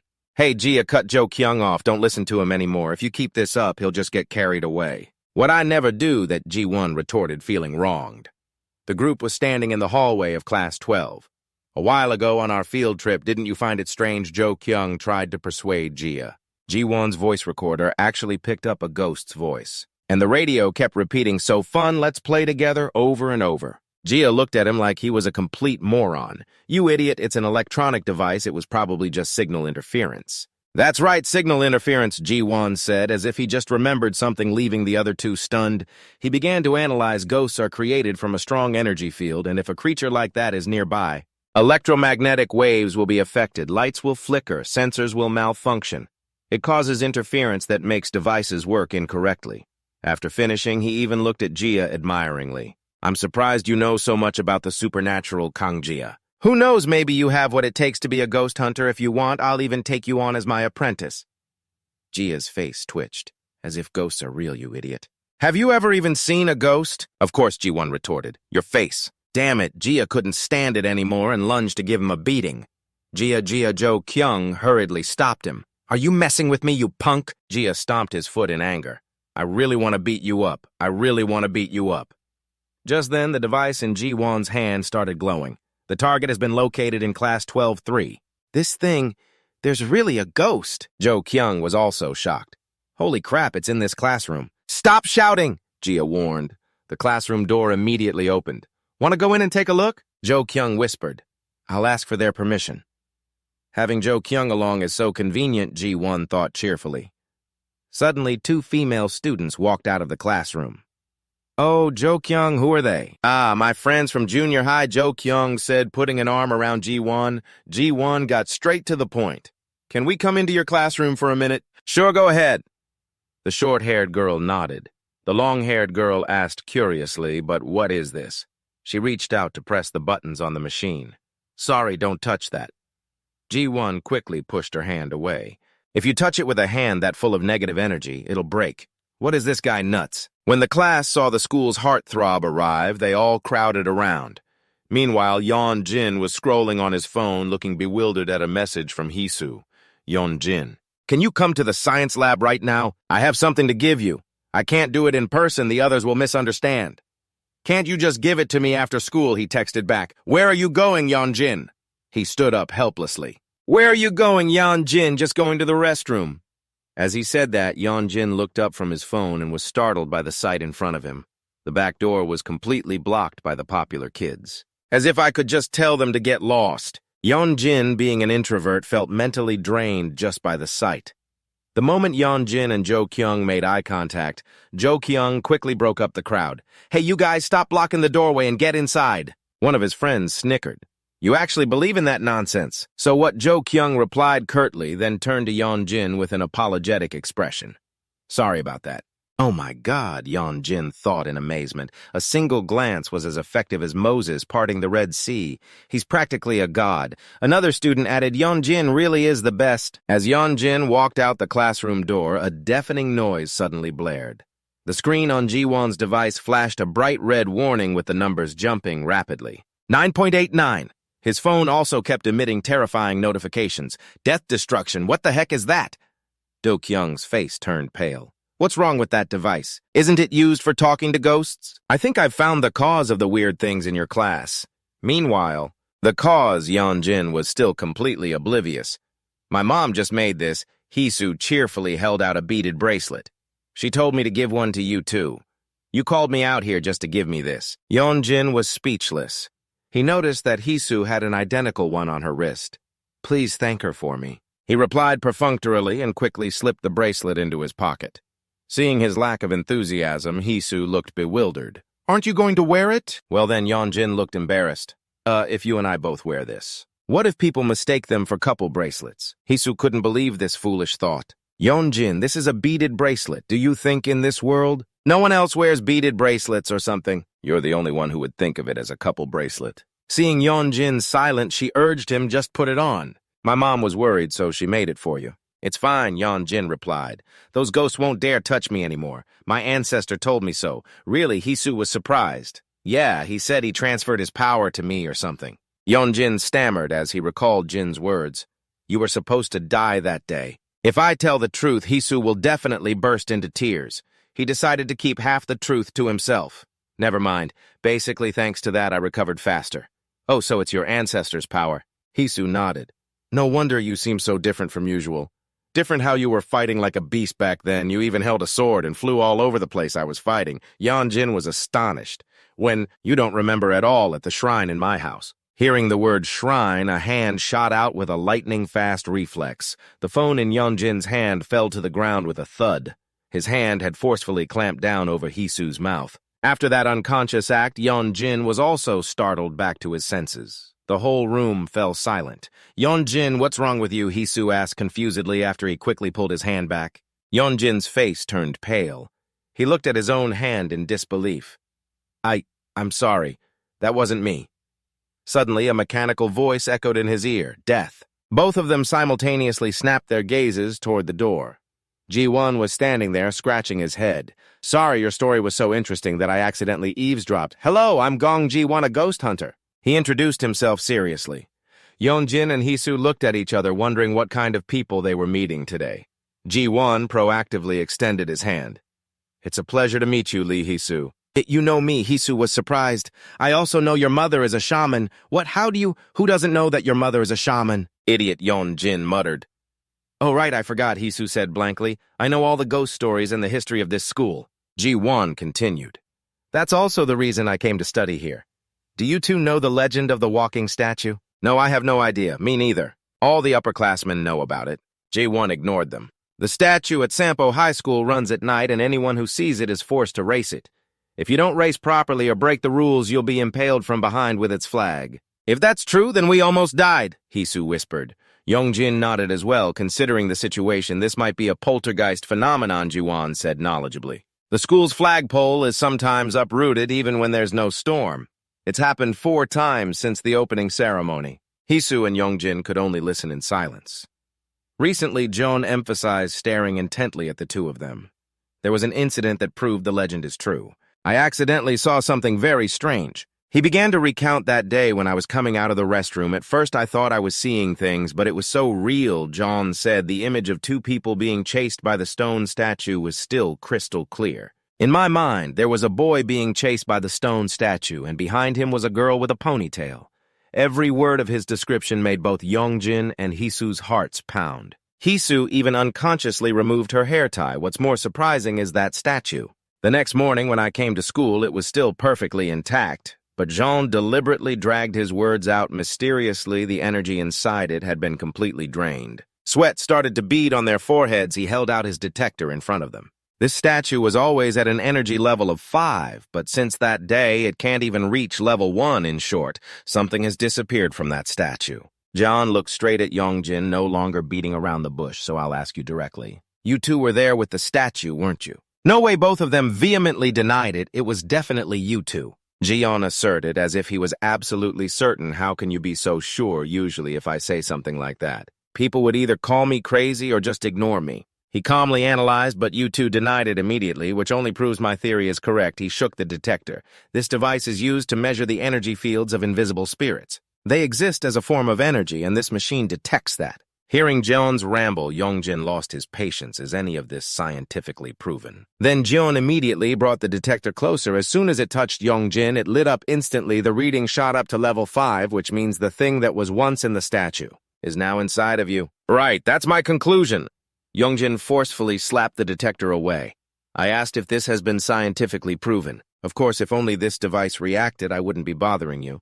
John replied calmly, then pulled out numerous other gadgets, but all of my devices are reacting strongly. They just keep beeping like this. The piercing beeps rang out non-stop, so how do you explain this now?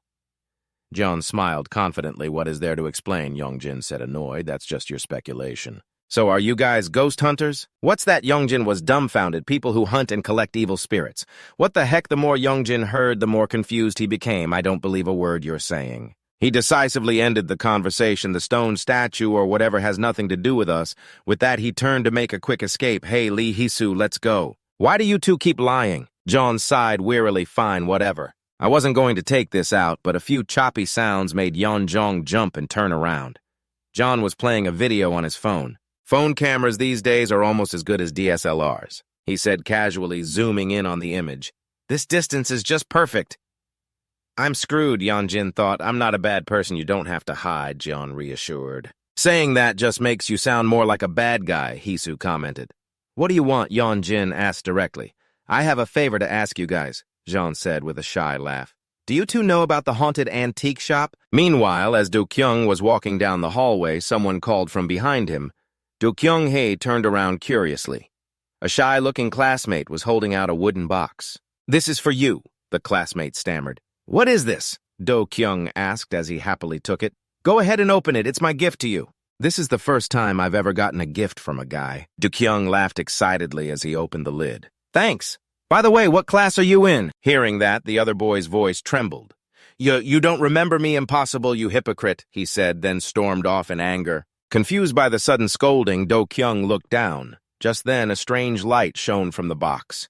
Inside was a paper doll with a Chinese character on it, along with a single die. Suddenly, the paper doll burst into flames, and thick black smoke poured out of the box. A new day began with a clear blue sky and wispy white clouds. In the classroom, while the other students listened attentively to the lecture, Yoon-jin was still dazed. Where did we even get to last week, he thought, propping his chin on his hand and letting out a huge yawn that made his eyes water. Man, why am I so tired? He suddenly opened his eyes, noticing something in his desk compartment. It was his phone. The screen lit up with a message from someone named Ghost Hunter.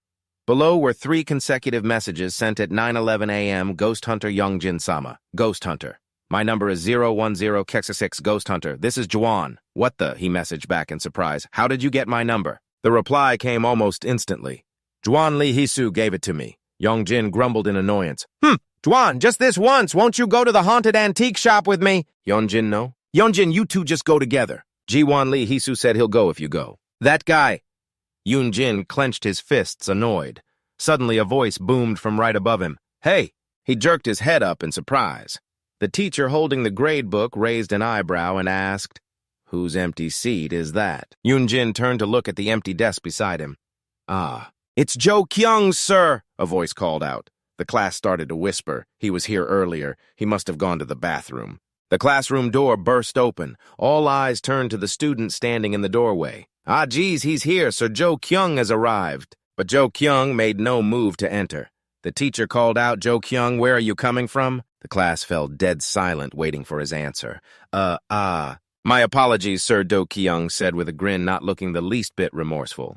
A classmate called out, Hey, Joe. Your seat's over here. Do-kyung glanced in the direction of the voice. His eyes flickered past Yeon-jin. He gave a slight smirk, then turned to face the board, starting to roll a die in his hand. The bell rang, ending class. Min-jun and another friend blocked Jo-kyung's path. What took you so long? You were almost marked late. Is he really going to the bathroom? Jo-kyung said nothing and just held out his fist to them. Min-jun hesitantly bumped fists with him. What's this let's play rock, paper, scissors? Do-kyung smirked, putting his feet on the table. One game for 10,000 won. I don't have any money, Min-jun said with a forced smile. Then pay with your body. Min-jun rubbed his chin and thought. 10,000 won, huh? He quickly decided. Okay, let's do it. Rock, paper, scissors. Min-jun threw rock while Do-kyung showed scissors. Haha, a real man always throws rock. Min-jun laughed loudly, full of excitement, but then he froze when he saw Do-kyung pull out a 10,000 won bill. For real, Min-jun took the bill, his eyes wide and mouth agape. It's real, of course. Why wouldn't it be, Do-kyung replied calmly. You worked hard for it. Sweet, thanks a lot, man, Min-jun cheered ecstatically. Want to play again? Do-kyung asked, with a friendly smile. Let's do it. Min-jun agreed without a second thought. Do-kyung smirked. 50,000 won this time. What 50,000 won rich kids really are on another level. Min-jun scoffed, rolling his wrists. This guy really plays for high stakes. Rock, paper, scissors, this time Do-kyung threw paper. Ah, crap, Min-jun chuckled. Before he could finish his sentence, Do-kyung landed a devastating punch that sent Min-jun crashing to the floor. The whole class turned in shock. Hey, what was that? Why did you hit him out of nowhere? Yeon-jin was also stunned. What's wrong? Do-kyung just stood there, laughing his head off. He pointed at Min-jun lying sprawled on the floor. A man's gotta take risks, right? What can you possibly achieve by throwing rock all day? Hey, are you okay, Min-jun? A friend asked worriedly, shaking him. I think he fainted. We have to call the nurse. What's wrong with everyone? Do-kyung looked around in confusion as everyone stared at him. It's nothing. He walked over and grabbed Min-jun's arm. This guy won a 10,000 won bet. See what more could he want? He laughed loudly, trying to pry the bill from Min-jun's clenched fist. Man, this guy's got a death grip on the money. Hey, Do-kyung, you're going too far, a friend chided. Do-kyung's face darkened. Too far, what's that? Was I supposed to pretend to lose? I already gave him 10,000 won. Besides, I already said he'd have to pay with his body. Hearing his chillingly calm tone, everyone was in disbelief. Oh, Do-kyung suddenly seemed to remember something. He got right up in the face of the friend who had spoken. I believe you agreed to it too, right? The other guy was so scared he was trembling. Do-kyung's gaze turned sharp and cold. He stood up annoyed and cursed under his breath. Ah, damn it. Do-kyung shoved his hands in his pockets and walked straight out, only after he had completely left the classroom. Did everyone dare to rush over to check on Min-jun? What happened? Hey, are you okay? What the hell did I just see? The student next to Yeon-jin pushed up his glasses. That looked like a scene from a school violence movie. A chubby student chimed in. I think it's more like he's been transmigrated. That's not the real Do-kyung, but a villain from another world that possessed his body. Yeon-jin just frowned, lost in thought. A moment later, two girls started whispering. Did you see him this morning? What's gotten into Do-kyung all of a sudden? That's the first time I've ever heard him swear. The girl opposite her, holding a mirror, glanced at Jo-kyung's direction. He's a completely different person. It's so scary. I seriously thought he was some kind of thug. I heard he's taking acting classes. The friend with a ponytail tried to rationalize. He's probably preparing for an audition. But does he really have to practice like that at school, her friend replied. She looked on exasperated as Do-kyung vaped, blowing out white clouds. Oh, he must have landed a thug role. The whole class was in an uproar. What is that thing he's holding? Unbelievable. Hey, Jo-kyung, the student with the bowl cut reminded him. You can't smoke in here. The teachers will be here any minute. Jo-kyung paid him no mind. What was that? You're too quiet, I can't hear you? His tone made the other student flinch, feeling intimidated. Speak up, Kyung suddenly screamed in the bowl-cut student's face. Why is the whole class so startled? Is he going crazy again? Suddenly, Jo-kyung reached out and gently rubbed the boy's ear, his voice softening. Just kidding. Did that startle you? He held up the pod in his hand and said with a laugh, You think this is a cigarette, but the teacher is coming soon. Wanna bet, Jo-kyung interrupted him, smirking and lowering his voice. I bet 10,000 when the teacher walks in the second the bell rings. The mushroom-haired kid trembled in fear. I bet 10,000 they won't. If you don't have the money, you can pay with your body. Jo Kyung put on a coaxing tone again, his face full of malice. The mushroom-haired kid broke out in a cold sweat, lowering his head, not daring to look. "Hey, why are you shaking so much?" Jo Kyung sneered. "Hey, Jo Kyung!" a voice called out from the doorway. It was Jia. She frowned at him. Jo Kyung raised an eyebrow back at her, then his gaze fell to his hand that she was grabbing. "Come out here." Out in the hallway, Jo Kyung forcefully pulled his hand away. "Hey, what's your problem?" Jia couldn't believe it. "Are you really bullying people? Why? And where did you get this? I thought you hated cigarettes." Jo Kyung didn't seem to care, just focused on tossing the die in his hand. "Hey, are you even listening?" Jia shouted angrily. He stopped and clutched the die. "Evens or odds? What kind of joke is this?" "Evens or odds," he repeated with a slight smile. "Come on, hurry up." Jia was a little suspicious, but answered odds. Jo Kyung smirked and opened his hand. Wrong. Suddenly, he squeezed Jia's cheeks hard, pulling her close with a cunning look on his face. "I guess you'll have to pay with your body then, huh?" Jia was pulled so close that she was pressed against him. Startled, her eyes widened in shock before she landed a hard slap across Jo Kyung's face. "You psycho!" With that, Jia turned and left, leaving Jo Kyung rubbing his slapped cheek. In a corner, a chubby classmate who had been watching everything smirked and tightened his grip on the talisman in his hand. On another fine day, Ji-won was walking down the hallway. He unlocked his phone and a message thread appeared. "Yeonjin-sama, if you don't answer, I'm going to post that blurred picture on the occult forum." Yeonjin replied, "Shut the hell up." Ji-won messaged back Yeonjin, "Just this once, please. This is my dying wish." He looked up at the sign for class 12-3. "You think I can't find you just because you're hiding in here?" Ji-won opened the door and stepped inside. "Greetings, my dear Yeonjin." The signal detector on his body started vibrating. Ji-won smiled. "Seems like you're very close by, huh? Time to turn on the Yeonjin finder." He excitedly held the device scanning the area while constantly calling out Yeonjin. "It's useless to hide. My tracker can find you in a flash." Suddenly, a strong force struck the detector in Ji-won's hand, knocking it to the ground. Jo Kyung was standing next to him, having appeared out of nowhere. Ji-won jumped, breaking into a cold sweat. The smell of cigarettes. Jo Kyung slowly bent down and picked up the device.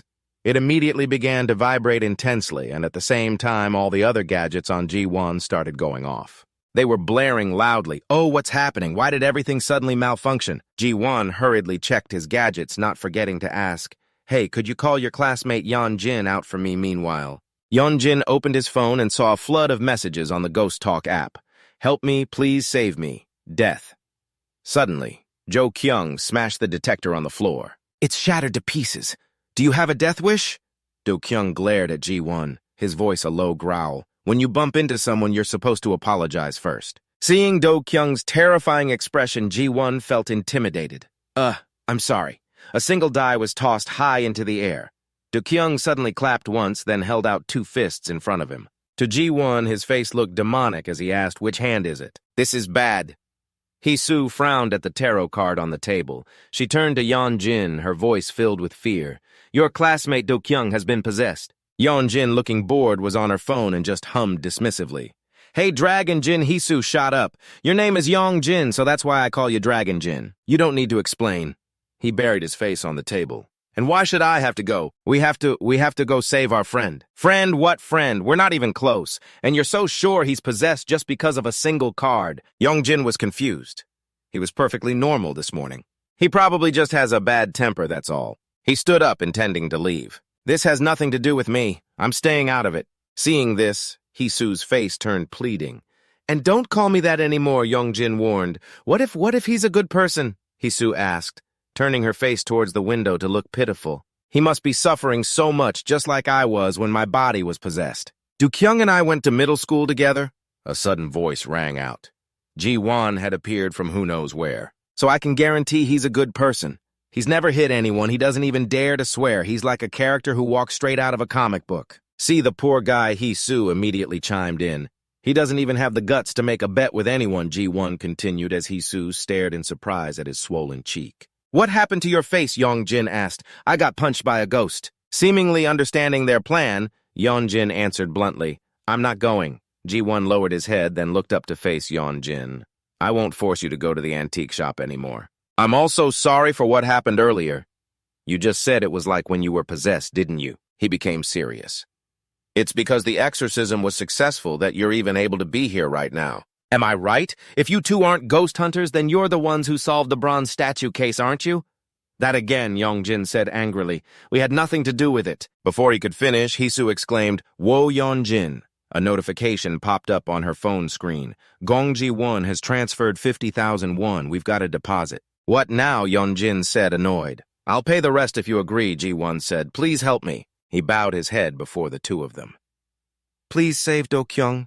Yongjin recalled the scene of Do-kyung stumbling and falling, the devices blaring non-stop in his horrifying deep voice. Even so, he flatly refused. I'm not doing it. He walked coldly past Ji-won. Help him yourself. Hisu, I'm going home. Yongjin Hisu hurriedly ran after him. As she passed, she gave Ji-won a pitying look before quickly leaving as well. Only a lonely Ji-won remained in the room. Outside, the sound of their footsteps faded down the hall.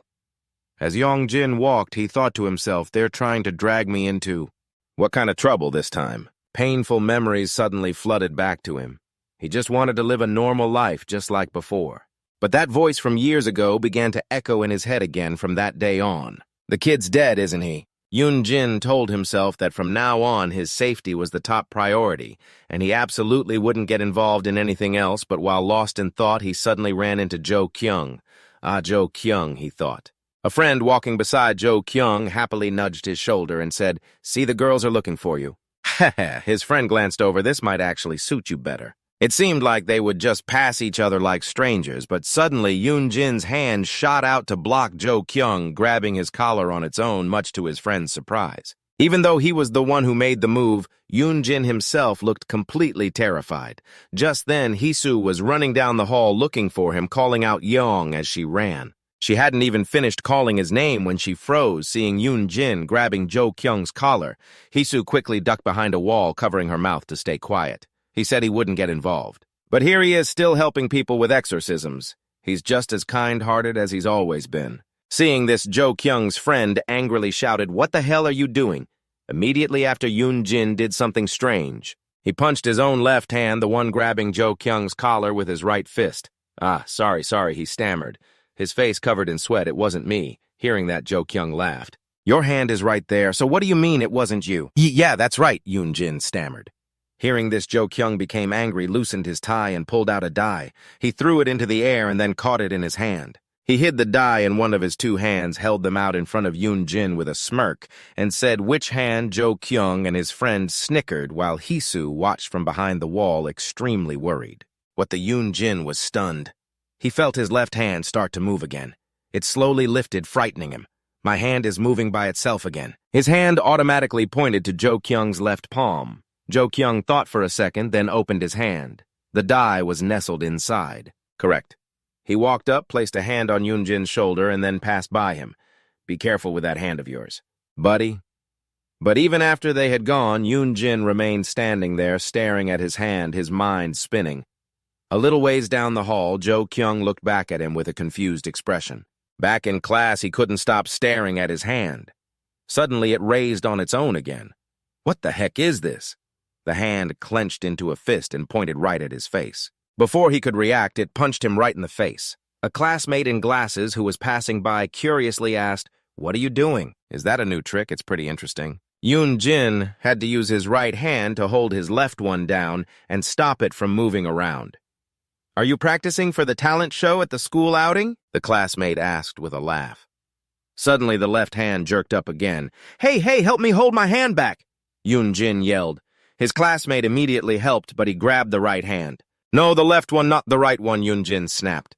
His left hand was going wild as if it wanted to hit someone. Hey, Yoon-jin, the classmate said, do I really have to get involved in this lame situation? This is so cringy. Yoon-jin had to use all his strength just to hold his left hand down. It finally stopped moving. He let out a sigh of relief. It's over. A classmate who was playing a game at a desk ahead of him turned around. Hey, Yoon-jin, he asked seriously, do you think you might have alien hand syndrome? What the hell is that, Yoon-jin wondered. The moment he got out of class, he immediately searched online for that weird syndrome. After reading about the symptoms, Yoon-jin thought in terror, oh my god, this is exactly what's happening to me. Could it be a problem with my brain? I've been hitting my head a lot lately, no wonder I feel so sluggish. Or is this a symptom of something serious? As he was lost in thought, a figure approached from behind and suddenly raised a hand. Faster than thought, Yeonjun's left arm automatically swung up to block the attack. It was Suho who looked surprised by Yeonjun's reflex. "Whoa!" Suho laughed awkwardly.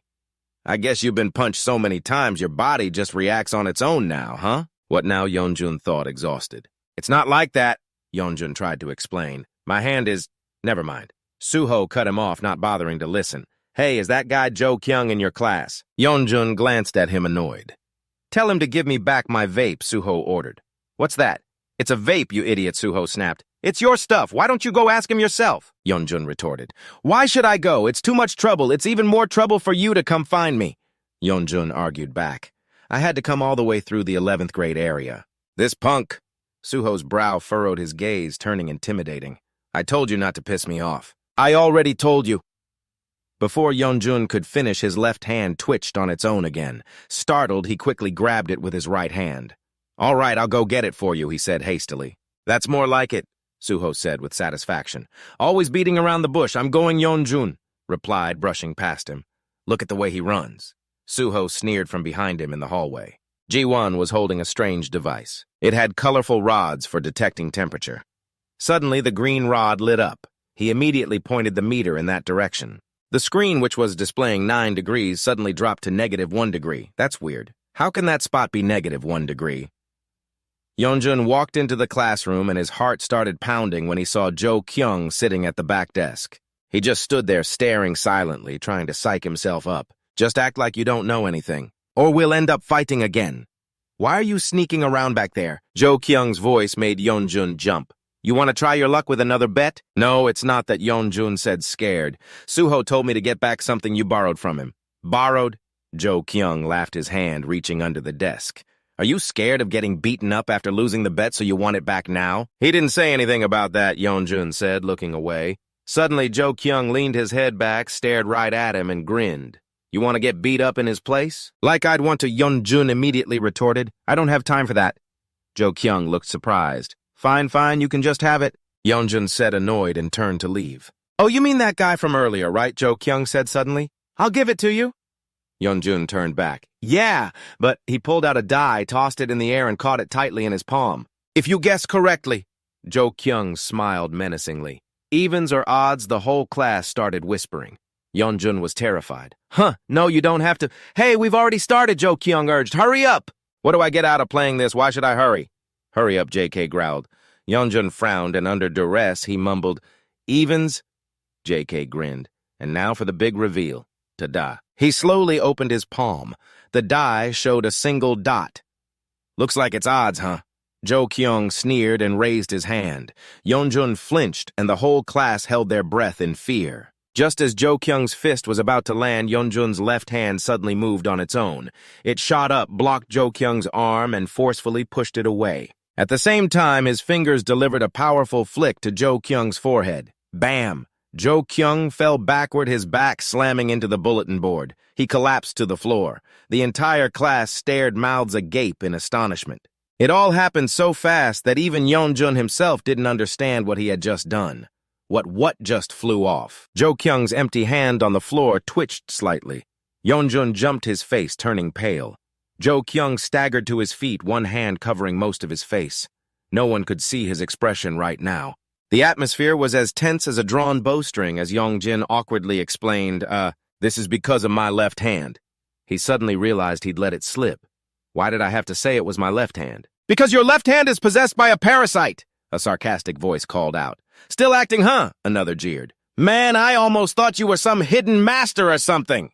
A nearby female student in hair curlers overheard, completely confused, "Huh, what's a parasite?" Sweat poured down Yeonjun's face as he hesitated, speechless. "Oh, well." He glanced at the guy with glasses and forced himself to continue. "It's because Jo Kyung asked me to play the role of his rival." "A rival?" the guy with glasses asked, bewildered. "What's going on? Are you guys practicing for a play or something?" In an instant, Yeonjun's awkward yet surprisingly plausible explanation managed to convince the entire class. "Oh yeah, that's right. Jo Kyung is going to be an actor." "Ah, that makes a lot of sense then." Everyone completely bought it, but Yeonjun still couldn't snap out of his shock. Maybe it's because of Jo Kyung's usual demeanor, he thought to himself. "Ah, whatever. I'll just let it slide." Just then, the guy with glasses walked over looking annoyed. Hey, you should have given us a heads up, you really scared me. Jo Kyung just stood there listening to everyone chatter about him. Wow, Jo Kyung is so good, he's such a method actor. Wait, so were you and Min Jun acting earlier too? Getting so into character while taking a beating, huh? He could only let out a derisive laugh, then, while grinning, he chuckled and muttered, Hey Yeon-jin. Hearing the way Jo Kyung said his name, Yeon-jin tensed up all over again. Jo Kyung lowered his hands, revealing an expression that was nothing short of demonic. He remarked, How very interesting. Yeon-jin broke into the cold sweat as he watched. I'm screwed.